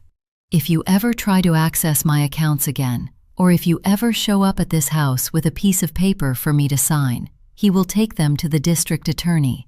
Do you understand? She nodded slowly, her bottom lip trembling. Yes. And now, I said, pointing to the key basket by the door, I want you to leave your keys on the counter. She stared at me. For a moment, I thought she was going to refuse. Her hand drifted toward her coat pocket where her keys were jangling, her fingers tightening around the metal. But she saw the stillness in my face, the absolute lack of the soft, yielding mother she had known her entire life, and she realized the contract had been canceled. She pulled the brass keyring from her pocket, walked over to the counter, and dropped them. They landed with a sharp, heavy clink against the tile.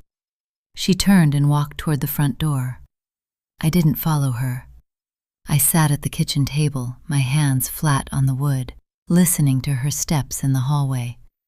But she didn't open the door immediately. She stopped in the foyer, her silhouette dark against the frosted glass of the sidelight. She turned back toward the kitchen, her voice carrying through the empty hallway with a quiet, lingering venom.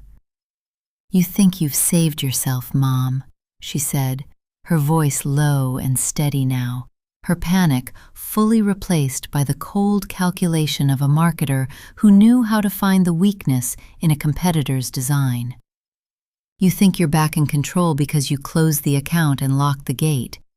But you should ask your friend Warren about the contract he signed with my firm last month. I froze. I didn't move a muscle, but the air in my lungs went cold. What contract? I asked, keeping my voice level. Vanguard didn't find your property by looking at a map, Mom, Natalie said, her voice accompanied by the faint, dry click of her leather gloves as she pulled them on. I hired them. I signed a consulting agreement with Warren's partner, Doug, back in September. And Warren was the one who suggested we use the friendly approach to get you to agree to the easement. He told me an old woman like you would never sign for a corporate suit, but she'd sign for a neighbor who brought her flowers. She opened the front door, the cold wind rushing into the hallway, making the lace curtains in the parlor flutter like ghosts. He's been on my payroll since the beginning, Mom, she whispered. Ask him who paid for the pansies. The door closed with a heavy, solid click. Outside, the white SUV's engine roared as she shifted into reverse, the gravel crunching loudly under the tires as she backed out of the driveway and sped away into the dark. I sat alone in the quiet kitchen. The brass keys sat on the counter, shining under the yellow light. And down by the creek, the old iron gate remained locked, holding back the surveyors, holding back the bypass, holding back the world. But inside the house, the silence had changed. It was no longer the silence of safety. It was the silence of a trap. I didn't go to bed on Thursday night.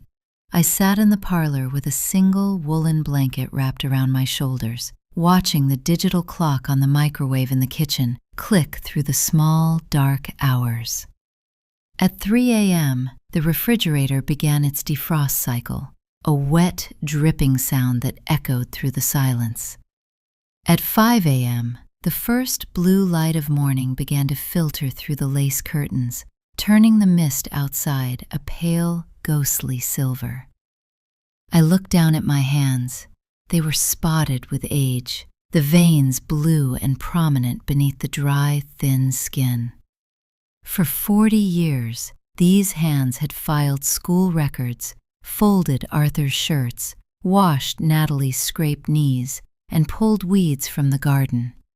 They were the hands of a woman who had spent her life maintaining the structure of other people's lives. And now the structure was gone. The wood was rotten. At 8 a.m., I picked up the kitchen phone and dialed Douglas Vance. He answered on the second ring, his voice tight, the background noise of his office quiet. "Vance," he said. "Mr. Vance," I said, my voice dry but clear. "This is Lorraine Miller. I have a question and I would appreciate a direct answer. If you lie to me, Curtis Leonard will have the injunction papers at the county courthouse by noon." A sigh came through the receiver, heavy with the frustration of a businessman who knew he had lost his leverage. "What is it, Mrs. Miller?" "Did my daughter's marketing firm pay Vanguard Land Solutions a retainer in September?" There was a long pause. I heard the sound of a pen tapping against a desk. "Yes," Doug said finally. "They did. $20,000. It was a consulting retainer. She wanted us to identify the state's acquisition threshold for the bypass easement and facilitate the transfer of the option.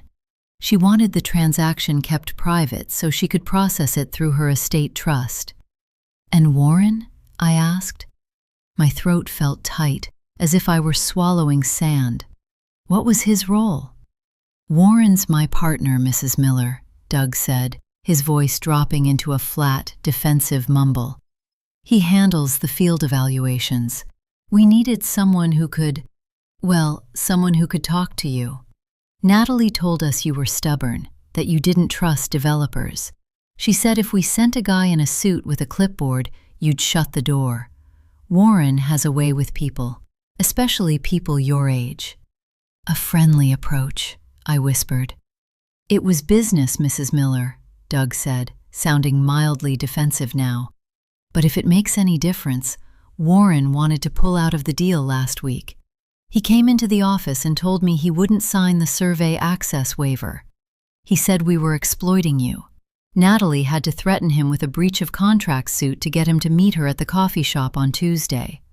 That's why he signed the waiver. He did it to protect the firm." "Thank you, Mr. Vance," I said, and hung up. I stood by the sink, looking out at the front yard. The sun was up now, a cold, white disk that didn't provide any warmth. The purple pansies Warren had planted on Monday looked bright against the gray stone of the porch. They were beautiful, but as I looked at them now, I didn't see a gesture of kindness. I saw a line item on an expense report. I saw $20,000 divided by 2. I saw a man who had looked at my loneliness and estimated the exact cost of a flat of flowers. At 10:30 a.m., Warren's green pickup truck pulled into the driveway. He didn't jump out.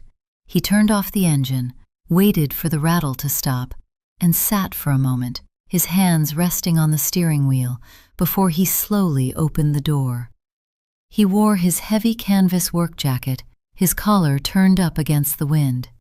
He walked up the gravel path, his boots making a slow, deliberate sound. He stopped at the edge of the porch, looking at the pansies, then up at the door where I was standing behind the screen. I opened the door and stepped out onto the porch. The wind was cold, catching the hem of my cardigan, but I didn't pull the blanket around myself. I stood straight, my hands flat at my sides. "Lorraine," he said softly. He didn't smile.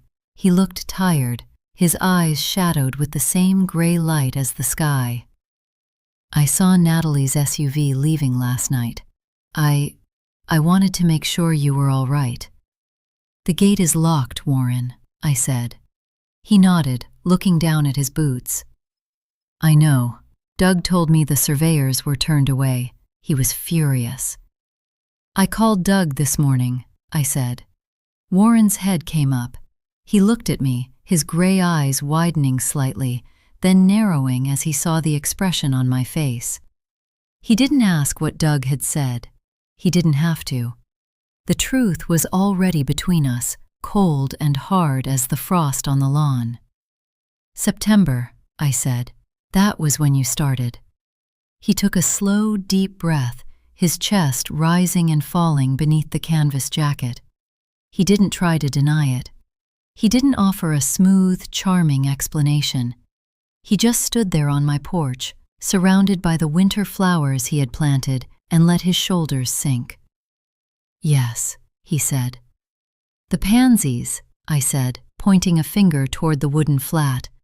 "Did Natalie pay for those, too? Or did they come out of the $20,000 retainer?" Warren flinched. He looked at the flowers, then back at me, his mouth opening slightly before he closed it. He rubbed his face with his hand, a tired, heavy gesture that made him look 80 years old. "The firm took the retainer, Lorraine," he said, his voice barely carrying over the wind.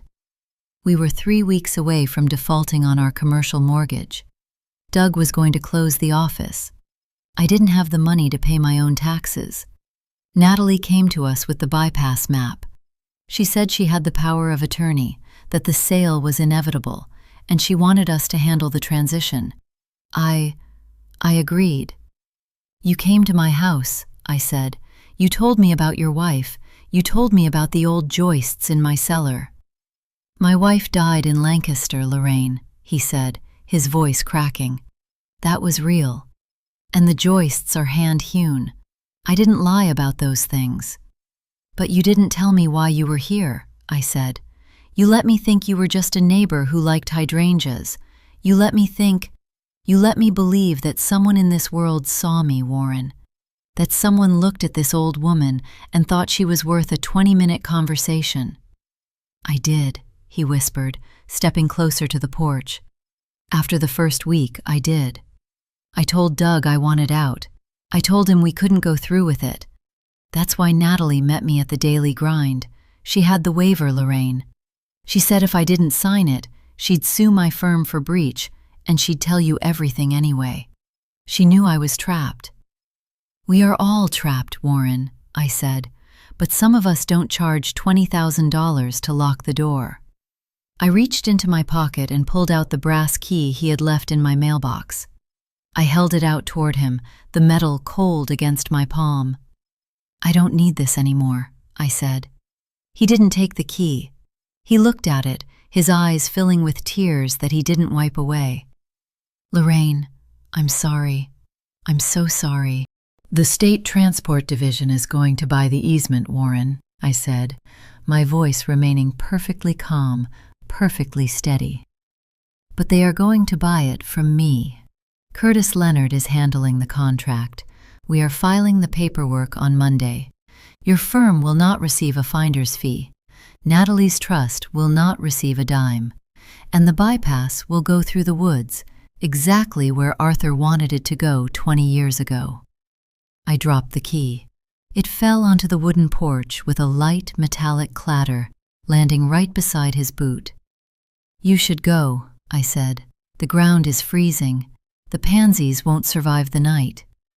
I turned, walked back into the house, and closed the door. I locked the deadbolt.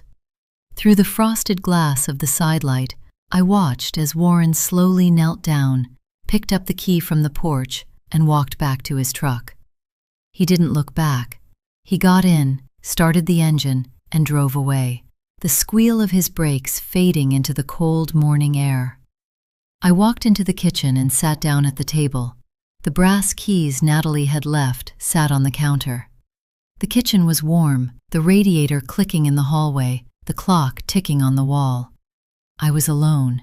But for the first time in 4 years, the house didn't feel like Arthur's old coat. It felt like my own. On Friday night, I cooked a single pork chop in the small skillet Arthur had bought me for our first anniversary. I didn't turn on the television. I didn't open the newspaper. I sat at the kitchen table, the yellow light from the stove hood casting a soft glow across the worn linoleum. For 40 years, my dinners had been defined by other people's appetites. Arthur wanted meat and potatoes at exactly 6 o'clock. Natalie wanted pasta without onions. Both of them required my presence at the head of the table to pass the butter, clear the plates, and fill the spaces between their conversations with polite, reassuring nods. Tonight, there was no butter to pass. There was no one to complain that the meat was slightly dry. The silence was absolute, but it didn't feel heavy anymore. It felt like clean water. On Saturday morning, I walked into Arthur's old study. The room still smelled of his pipe tobacco and the leather-bound volumes of the encyclopedias he had bought in the 80s and never read. The desk was a massive piece of mahogany, dusty and dark, surrounded by boxes of old tax returns and bank statements that had remained untouched since his funeral. I sat in his leather chair. It was too deep for me, my knees rising slightly as I leaned back. I began to go through the bottom drawer of his filing cabinet, the one labeled Personal. Most of it was what I expected: old car titles, the warranty for a riding mower we'd sold 10 years ago, and a folder of Natalie's report cards from elementary school. But at the very back of the drawer, tucked behind a copy of our marriage certificate, I found a white business envelope. It had Natalie's name written on the front, in Arthur's shaky, late-stage handwriting, the ink blue and slightly smeared where his hand must have rested. The envelope had never been sealed. I pulled out the single sheet of yellow legal paper inside. Natalie, the letter began. The date at the top was September 14th, 2021, 2 weeks before he died in the hospice unit. I know about the Philadelphia accounts. I know why you keep asking your mother for loans to cover the marketing firm's payroll. I am putting your name on the savings account with her before I go, but I am doing it so you can help her pay the property taxes and manage the house, not to clear your balance. If you touch her savings for your own debts, Natalie, you are taking her shelter. Do not do this. She has spent her life holding us together. Let her rest. I read the words twice. Arthur had known. He had known his daughter's weakness, and he had tried to manage it from his deathbed, buying peace with a joint signature that he hoped would act as a bridge. But he had forgotten what I had always known. A bridge is only as strong as the stone on either side. If one side is sand, the bridge will eventually collapse into the river, no matter how much concrete you pour into the foundation. I didn't cry. I folded the yellow paper, slid it back into the envelope, and placed it inside my purse. I didn't feel angry at Arthur for keeping the secret, nor did I feel a fresh wave of resentment toward Natalie. I simply felt a quiet, profound pity for both of them. Two people who had spent their lives running from the draft, never realizing they were the ones who had left the door open. On Sunday afternoon, I walked down to the creek one last time before the winter took the woods. The air was sharp, smelling of wet slate and decaying leaves. Across the water, the orange stakes of the bypass development seemed closer now, their plastic ribbons fluttering in the cold wind like tiny, frantic flags. They were going to build the road. Nothing I did was going to stop the concrete from covering the neighbor's field, or the sound of the trucks from echoing through my valley. But it would be built on my terms. Curtis Leonard had spent Saturday evening drafting the direct easement agreement with the state's transport division. The state would pay $380,000 for the back 3 acres of my woods, the fair market value, without the commercial markups Vanguard had tried to hide. I would keep the house, the front 2 acres, and the hydrangeas. The money would go into a private trust managed by Curtis's firm. I wouldn't have to worry about the property taxes again. I wouldn't have to worry about whether I had the knees for a 12-foot extension ladder to clean the gutters. I would hire a local boy to do the work, pay him a fair wage, and thank him with a cup of tea on the porch. I looked at the old iron gate. The chain was still tight, the padlock green and solid against the oak post. I left it locked. On Monday morning, the frost was thick on the windshield of my old sedan. I started the engine, waiting for the defroster to clear a small, clean triangle on the glass before I pulled out of the driveway.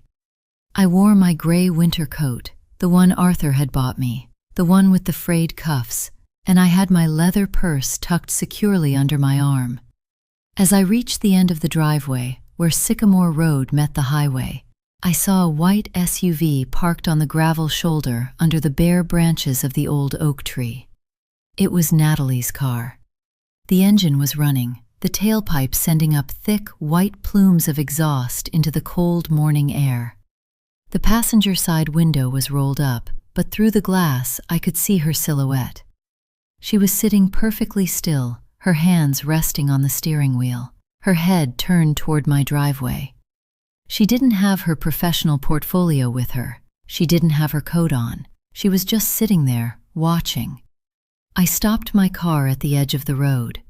We looked at each other through the 2 panes of glass, the 30 feet of cold November air between us. She didn't get out of her car. She didn't wave. She didn't roll down her window to scream or beg. Her face was pale, her mouth a straight, tight line, her eyes wide and dark in the shadow of the visor. She had come to see if I would actually do it.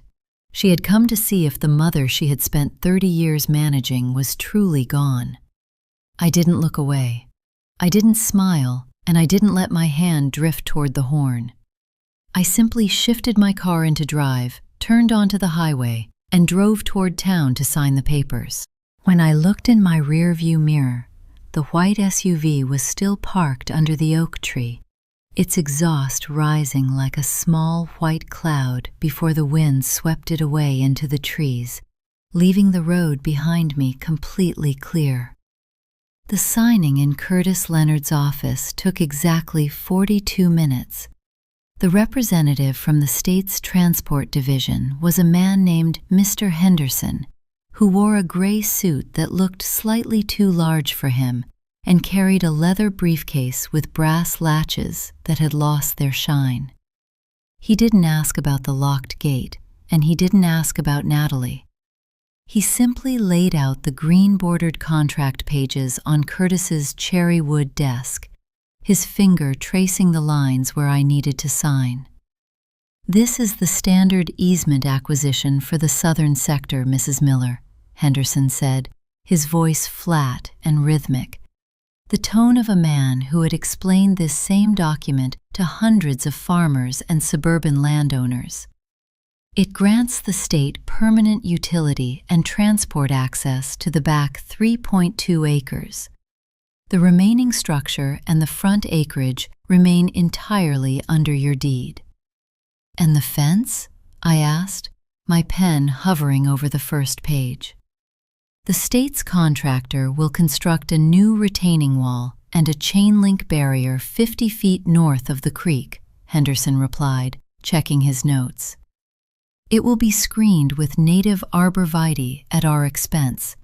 You won't see the road from your kitchen window." "But I'll hear it," I said. Henderson didn't lie to me.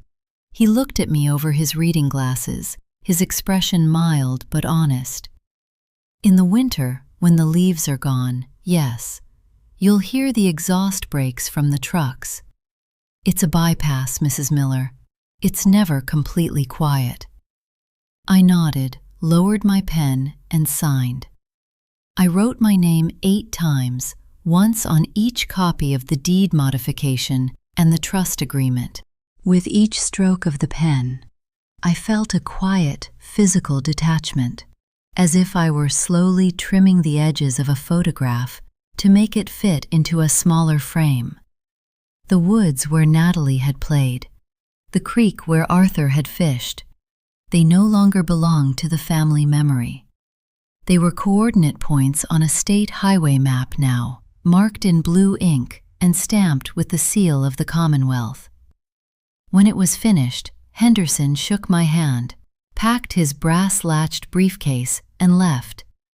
Curtis Leonard sat back in his leather chair, his old eyes watching me as I carefully placed my copy of the contract into my purse. "The first installment of the trust funds will be cleared by Thursday, Lorraine," Curtis said, tapping his red pencil against his desk calendar. $380,000. I've set it up so you receive a monthly distribution that covers the utility bills, the land taxes, and a small maintenance reserve. You won't have to touch the principal. "Thank you, Curtis," I said.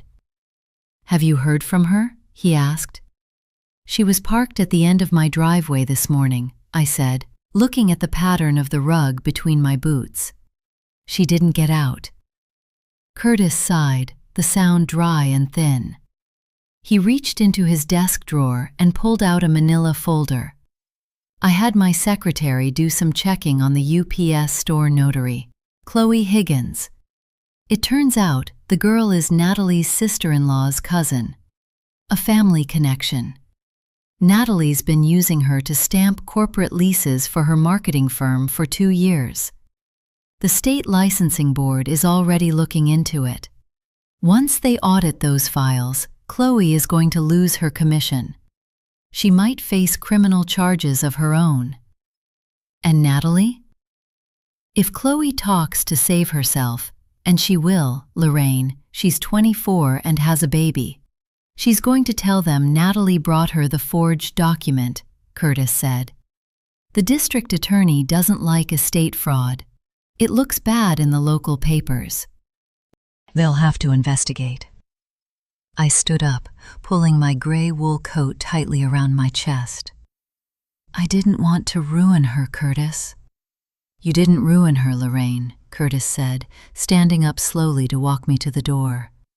"She built the house out of dry straw, and now she's angry at the wind for blowing it down. You just refused to provide the matches." On Tuesday morning, the cold returned with a vengeance. The frost on the kitchen window was so thick it looked like lace, blocking out the view of the front yard. I sat by the radiator with my tea, listening to the heavy, metal-on-stone scrape of a snowplow clearing the state road a mile away. At 9 o'clock, the phone rang. I hesitated before picking it up, my fingers cold against the plastic receiver. "Hello? Mrs. Miller? This is Marianne from Dr. Evans' clinic." The woman's voice was hurried, laced with a professional anxiety that made my chest tighten.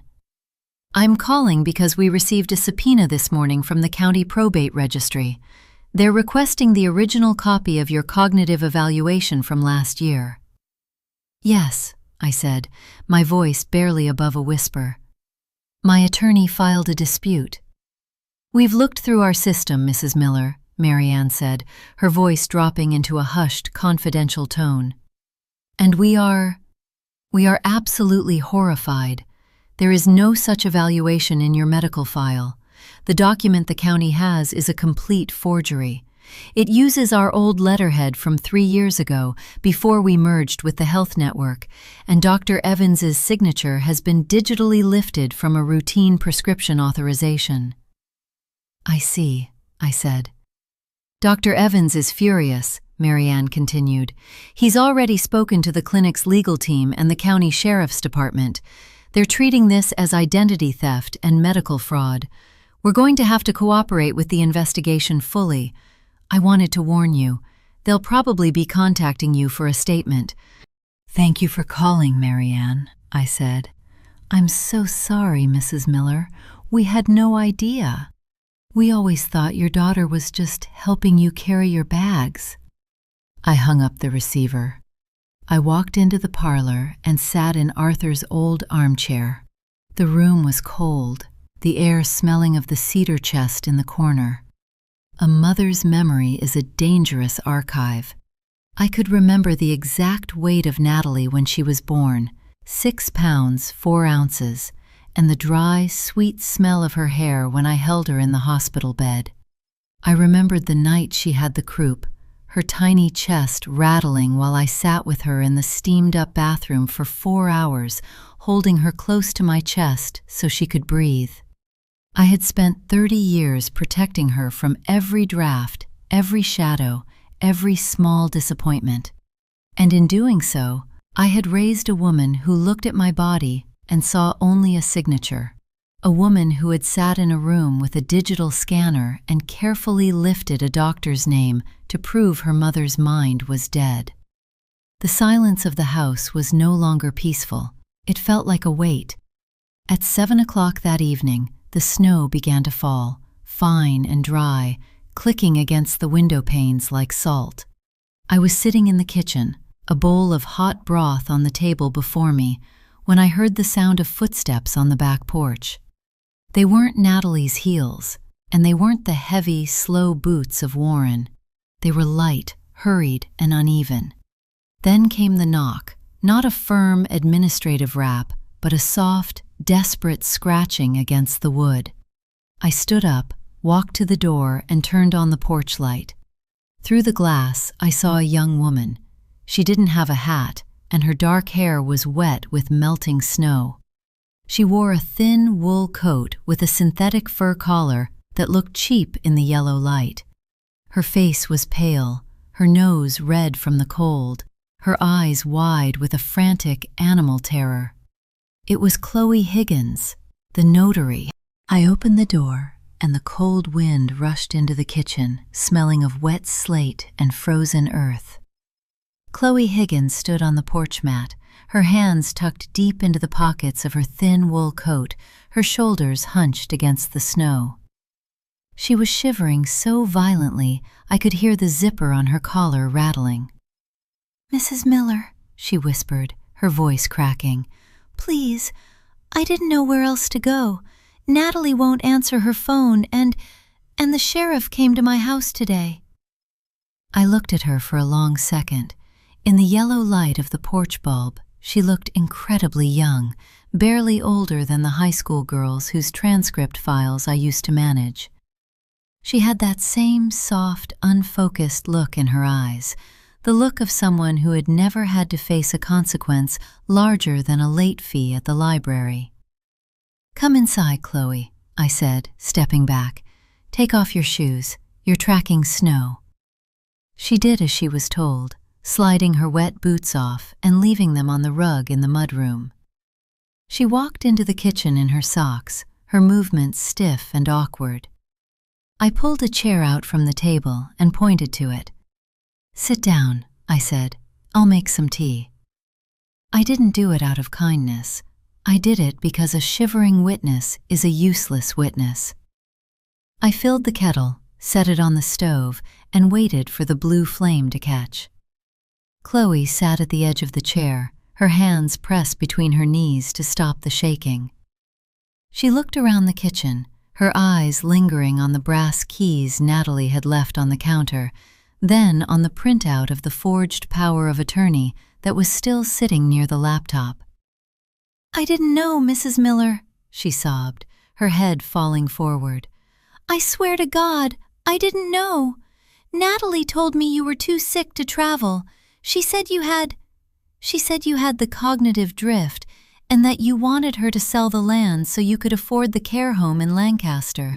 She said your hands were so shaky you couldn't write your own name anymore." "My hands are fine, Chloe," I said, setting a mug of hot chamomile tea on the table before her. She reached for the mug, her fingers red and cracked from the cold. She took a small, shaky sip, the steam rising into her face. She told me it was just a family matter. She said she'd give me $50 to stamp the paper because she didn't want to drag you out in the cold. She's my cousin's husband's sister, Mrs. Miller. She's the successful one in the family. We all looked up to her. We thought she was the one who made it." "A manipulator never builds their own trap alone, Chloe," I said, sitting opposite her. "They always find a younger, hungrier hand to hold the nails." Chloe wiped her nose with the sleeve of her coat, her face smudged with wet mascara. "The deputy, He said it's a Class 3 felony. He said because it involves real estate and an elderly victim, the state's attorney wants to make an example of us. They're going to take my notary commission, Mrs. Miller. If I lose that, the UPS store is going to fire me. My husband is still in his plumbing apprenticeship. We have a 2-year-old. If I get a record, we won't be able to pay the rent on our duplex. She leaned forward, her voice dropping into a desperate, frantic whisper. Please, Mrs. Miller, tell them it was a mistake. Tell them you gave her permission. If you just sign a statement saying you authorized the stamp, they'll drop the charges against me. Natalie said if you just do that, everything will go back to normal. Natalie called you? I asked, my voice flat. Chloe looked down at her tea, her cheeks turning a deep, guilty red. She texted me from a burner phone this afternoon. She said she was staying at a hotel in Allentown. She told me to come here and talk to you. She said you're soft, Mom. Mrs. Miller. She said you've always been soft, and that if I cried, you'd sign the waiver to protect her. A cold, heavy weight settled in my stomach. Even now, sitting in a budget hotel in Allentown with the sheriff's department circling her office, Natalie was still trying to manage the board. She was still using this girl's fear as a lever to pry open my compliance. She hadn't sent Chloe here to save Chloe. She had sent her here to see if the old furniture would finally slide back into its corner. I'm not going to sign a waiver, Chloe, I said. Chloe let out a small, strangled squeak, her hands tightening around the mug until her knuckles went white. Please, Mrs. Miller, I have a baby. If I sign that waiver, Chloe, I am committing perjury, I said, keeping my voice very quiet, very steady. I am telling the state that I have dementia and that I authorized my daughter to empty my bank accounts and sell my home. If I do that, the trust Curtis Leonard set up is void, and Natalie's creditors will take this house by next Friday. Chloe stared at me, her mouth open slightly, her tears freezing on her eyelashes. You must go to the district attorney's office tomorrow morning, I said. You must bring the text messages Natalie sent you from the burner phone. You must tell them about the $50. You must tell them exactly how she brought the document to the UPS store.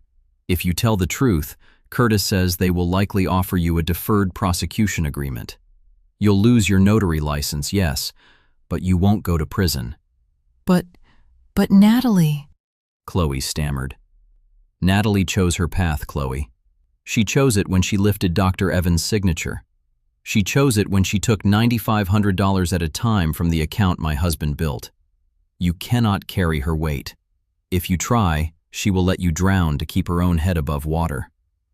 Chloe sat in silence for a long time. The tea in her mug had gone cold, a thin skin forming over the surface. The radiator in the hallway clicked and sighed.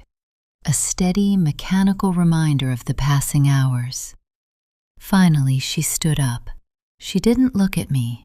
She walked into the mudroom, slid her wet boots back on, and walked out the door into the snow. I watched through the kitchen window as she got into her small sedan, the headlights flicking on, illuminating the falling flakes.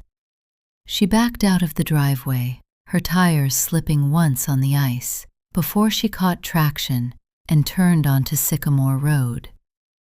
As her taillights disappeared behind the ridge, I saw another vehicle parked on the shoulder of the highway, under the dead branches of the maple trees. It was a dark SUV, its engine idling, a pale plume of exhaust rising in the headlights of Chloe's retreating car. The headlights of the parked SUV were off, but as Chloe passed, the red and blue emergency lights in the grille gave a single, brief flash. Not a stop signal, but a quiet, administrative acknowledgement. The sheriff's deputy was waiting. They weren't waiting for Chloe. They were waiting to see if Natalie would show up herself. I went to the back door, locked it, and pulled the shade. The house was quiet, but the air felt heavy, as if the walls themselves were holding their breath, waiting for the first knock of the morning. On Wednesday morning, the world was wrapped in a thick, deafening blanket of fresh snow. I went out to the back porch at 7 o'clock, wearing Arthur's old boots and a pair of knitted gloves that had gone thin at the fingertips. The air was so cold it stung the back of my throat with every breath, but the physical work was grounding. I scooped the light, dry powder from the steps, the rhythmic schluck of the shovel against the stone, the only sound in the valley. Down by the highway, the sheriff's patrol car was gone, replaced by a gray state highway truck that sat idling on the shoulder. 2 men in yellow safety jackets were setting up orange construction barrels near the creek road. The bypass was beginning. Even with the snow, the state's machinery was moving, preparing to clear the trees that had stood on my southern border since before Arthur and I were married. I went back inside, set the shovel in the mudroom, and made a pot of oatmeal. I was sitting at the table, watching the steam rise from my bowl, when Curtis Leonard called. "The district attorney's office has a warrant, Lorraine," Curtis said, his voice flat and tired. "They went to Natalie's townhouse in the city this morning, but her neighbors said she hadn't been home since Monday. Her partner at the marketing firm, Doug Vance's contact, says she hasn't logged into her work email either."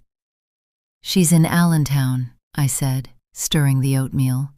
"She sent Chloe here last night." "Chloe Higgins?" Curtis asked, a sudden sharp interest in his voice. "Did she sign anything?" "No," I said. "I told her to go to the courthouse. I told her to tell the truth." Curtis let out a low, dry chuckle. "Well, she did. My contact at the registry says she was waiting on the steps before the doors opened at 8. She brought her phone, the texts, the burner number, everything. She's trying to buy herself an administrative probation. The state's attorney is already preparing the formal indictment for Natalie. It's grand larceny and forgery, Lorraine. They're not going to let her walk away with a fine." "What about her accounts?" "Frozen," Curtis said. "The bank flagged her personal and business lines at 9 o'clock. She has no access to her credit cards, and her corporate account has a legal hold on it. If she's at a hotel, she's paying cash, and she's going to run out of that very quickly." "Thank you, Curtis," I said. "Lorraine," Curtis said, his tone softening, turning into the voice of the friend who had known my husband for 50 years. "If she comes to the house, don't let her in. Call the sheriff's department immediately. She's desperate now. A desperate child doesn't see their mother. They see an exit." "I know," I said. At 4 o'clock in the afternoon, the sun went down behind the ridge, leaving the valley in a long blue shadow. I was sitting in the parlor, the knitting needles clicking in my hands as I worked on a gray wool blanket I had been meaning to finish for 3 winters. The phone on the wall began to ring. The caller ID was blank. I stood up, walked to the kitchen, and picked up the receiver. I didn't say hello. I simply held it to my ear, listening to the static on the line, the distant, hollow sound of a car's heater blowing through a vent. "Mom?" Natalie's voice was ragged. She was coughing, a dry, chesty sound that made her sound frail, like she had when she was 10 and had the flu. "I'm here, Natalie," I said. "I'm in a car," she whispered.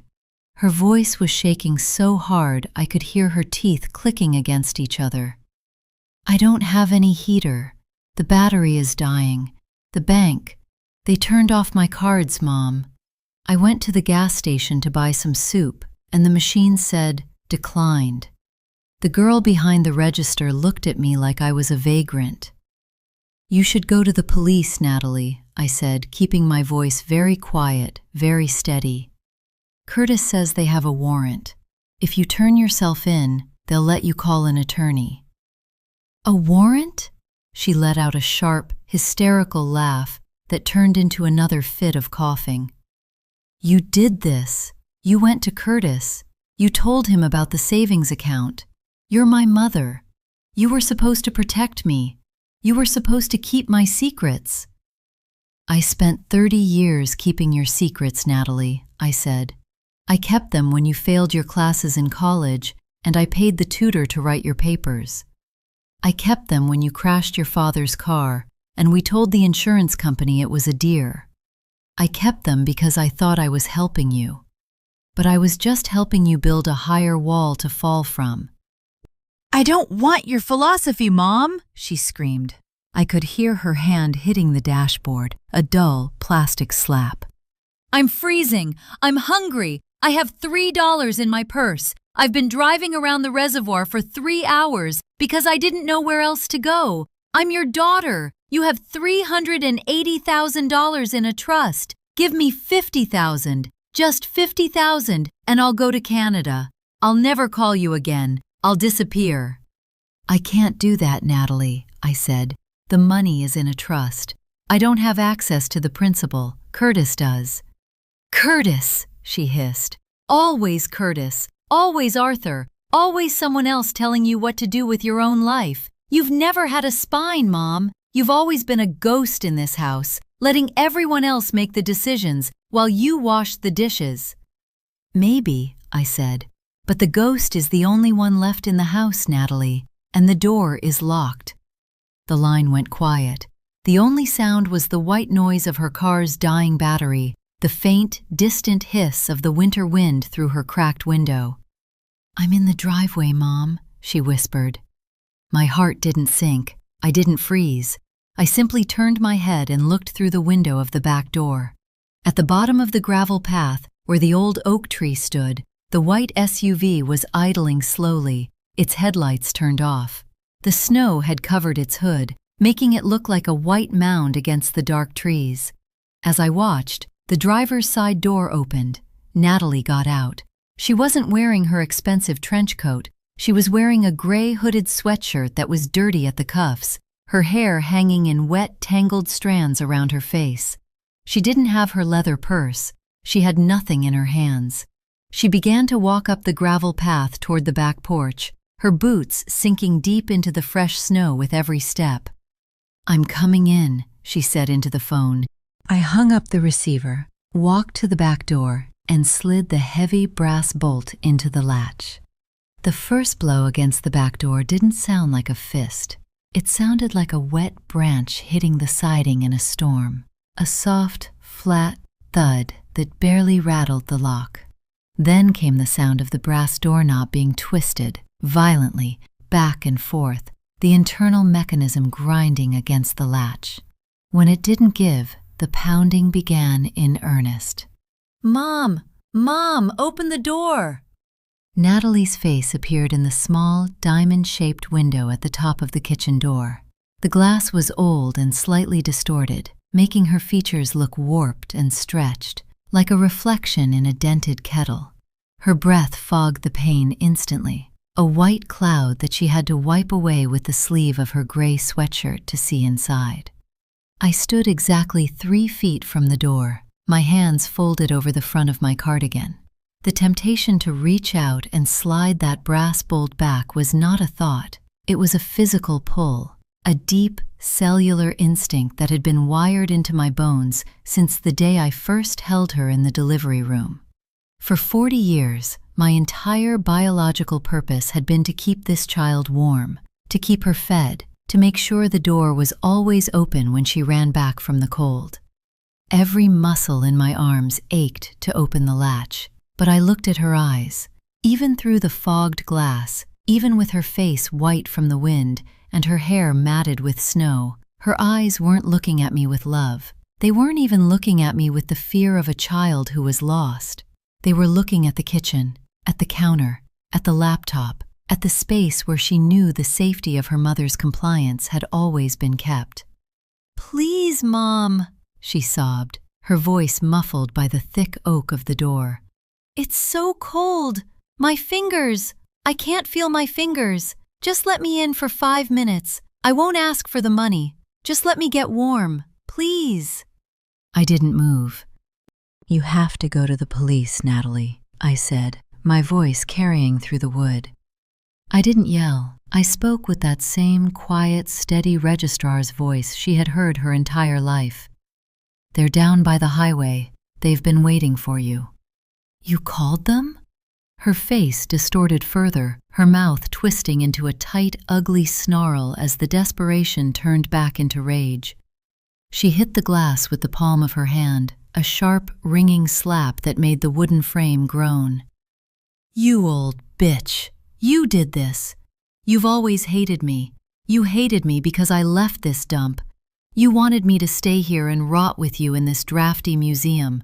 You wanted me to be a ghost, just like you. I wanted you to be honest, Natalie, I said, but you couldn't afford the price. She screamed, a raw, wordless sound that ended in a violent fit of coughing. She kicked the bottom of the door, her boot leaving a dirty brown smear of slush on the white paint. Then the yard went bright. 2 broad, powerful beams of white light swept across the back porch, illuminating the falling snow like a million tiny silver insects. A county sheriff's SUV had pulled into the driveway, its tires crunching loudly over the frozen gravel. The headlights caught Natalie in their glare, casting her long, thin shadow against the kitchen door. She froze. She slowly turned her head, her hands still pressed against the glass of my door, her eyes wide as she watched the dark silhouette of the patrol car come to a stop. The door of the SUV opened. A deputy stepped out, his heavy boots sinking into the snow. He wore his winter campaign hat and a dark blue fleece jacket with the gold star emblem on the shoulder. He didn't draw his weapon. He didn't run. He walked slowly up the gravel path, his flashlight beam cutting a clean white circle through the falling dusk. Natalie Miller? The deputy called out. His voice was calm, almost neighborly, the tone of a man who had done this 100 times on country roads. Natalie didn't run. Where would she run? The snow was knee-deep in the woods. Her SUV had a dead battery, and the state highway was blocked by construction barrels. Her shoulders slumped. The wild, frantic energy that had carried her up the hill seemed to drain out of her all at once, leaving her looking hollow and thin under the bright headlights. She slowly lowered her hands from my door. "Turn around and put your hands behind your back, Natalie," the deputy said, stepping onto the porch steps.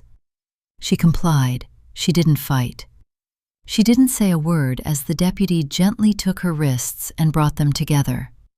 The click of the handcuffs was very quiet, a quick, double metallic sound that was instantly absorbed by the snow. The deputy looked up at the kitchen door. He saw me standing behind the glass. He gave me a single, respectful nod, not a congratulation, just an acknowledgement that the administrative task had been completed. "I'll need you to come down to the station tomorrow to sign the formal statement, Mrs. Miller," he said, his voice carrying through the door. "Mr. Leonard said he'd drive you." "I'll be there," I said. He turned and guided Natalie down the steps. She didn't look back at the window. She kept her head down, her chin tucked into the collar of her gray sweatshirt, her elbows locked behind her back as she walked through the snow to the waiting car. The deputy opened the back door, helped her inside, and slid the door shut. The patrol car backed slowly down the driveway, its red and blue emergency lights giving a single, quiet flash against the snow as it turned onto Sycamore Road and drove away, the sound of its engine fading into the silent woods. I stood in the kitchen for a long time. The headlights were gone. The yard was dark again, the snow falling thick and silent, covering the dirty boot prints Natalie had left on the porch steps, covering the tire tracks in the gravel, covering the small, dark space where the family had finally come to an end. I walked over to the counter. I picked up the brass keyring Natalie had dropped last night. I opened the drawer beside the stove, the one where I kept the spare rubber bands, the old receipts, and the light bulbs that didn't fit any of the lamps anymore. And I laid the keys inside. I closed the drawer. The kitchen was very quiet. The radiator clicked in the hallway, a steady, warm hum that filled the empty spaces between the walls. I sat down at the table and finished my oatmeal. It was cold, but it was mine. The drive to the county courthouse on Thursday morning was quiet. Curtis Leonard's old Buick had a weak heater, and the wind from the valley whistled through the seal of the passenger door, smelling of salt and frozen asphalt. We sat in a small, windowless office on the third floor of the municipal building. A detective named Detective Miller, no relation to Arthur, though he had the same tired, patient posture, handed me a 3-page typed document. It was a formal affidavit detailing the timeline of Natalie's access to my savings, the forged medical evaluation, and the falsified notary stamp.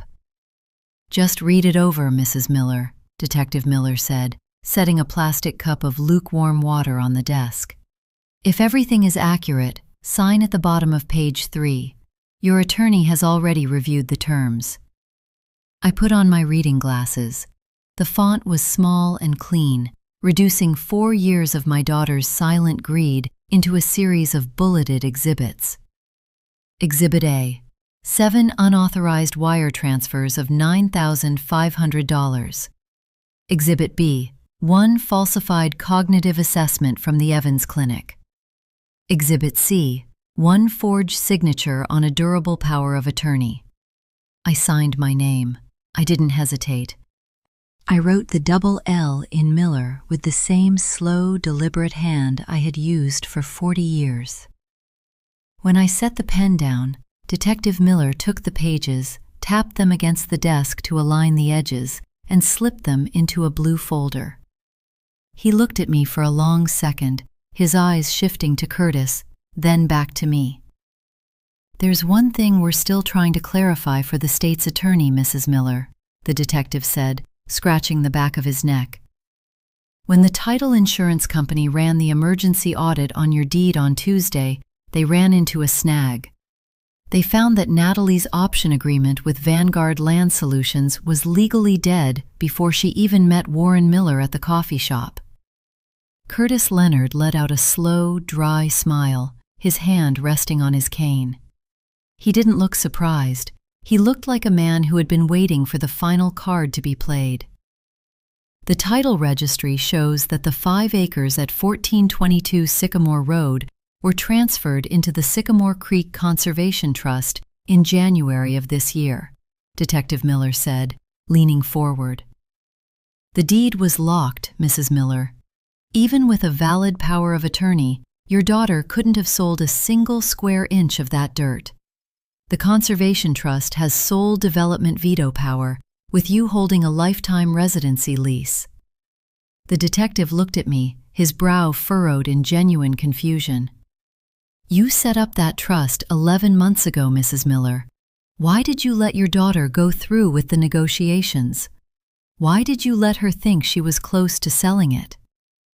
I looked at the water in the plastic cup, where the reflection of the fluorescent ceiling light was perfectly still. "Arthur died 4 years ago," I said softly, "and for 4 years, Natalie only came to this house when she wanted to measure the rooms. She'd stand in the kitchen, looking at the wallpaper, and tell me how much the property values were rising in the valley. She didn't ask how my knees were. She didn't ask if I was lonely. She just looked at the walls and calculated the cost of my removal." I took off my reading glasses and folded them into my purse.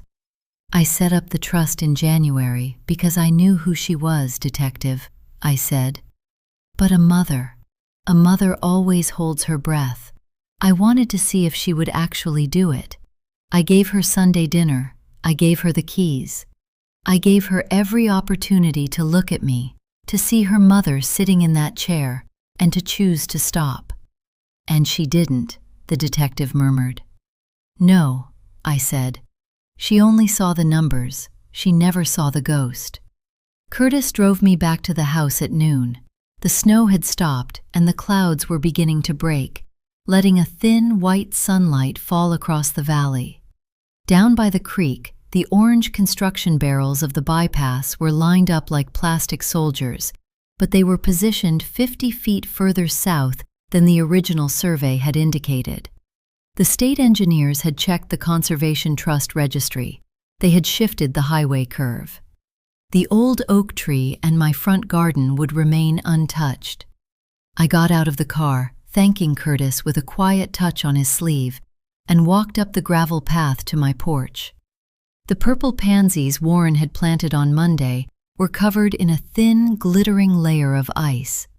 They looked like small, velvet faces frozen in a deep sleep, but their stems were thick, their roots set deep in the dark earth I had watched him turn over. I didn't dig them up. I didn't throw them away. They were part of the history of the house now, a beautiful, expensive lie that had ultimately helped to clear the air. I went inside and locked the door. The kitchen was warm. The radiator clicked in the hallway, a steady, familiar rhythm that felt like a quiet pulse between the walls. I walked over to the stove, turned on the single amber light under the hood, and filled the kettle. For 30 years, I had held this family together, absorbing their silence, their neglect, and their small, polite cruelties, believing that my sacrifice was the mortar keeping the bricks in place. But as I sat down at the table, listening to the water begin to hum on the stove, I realized the truth. The house didn't need the mortar. It only needed the foundation. I looked out the window at the quiet woods, where the white snow was perfectly clean, untouched by tire tracks or boots. The silence in the kitchen was no longer the silence of a woman who had been forgotten. It was the silence of a woman who had finally decided to rest.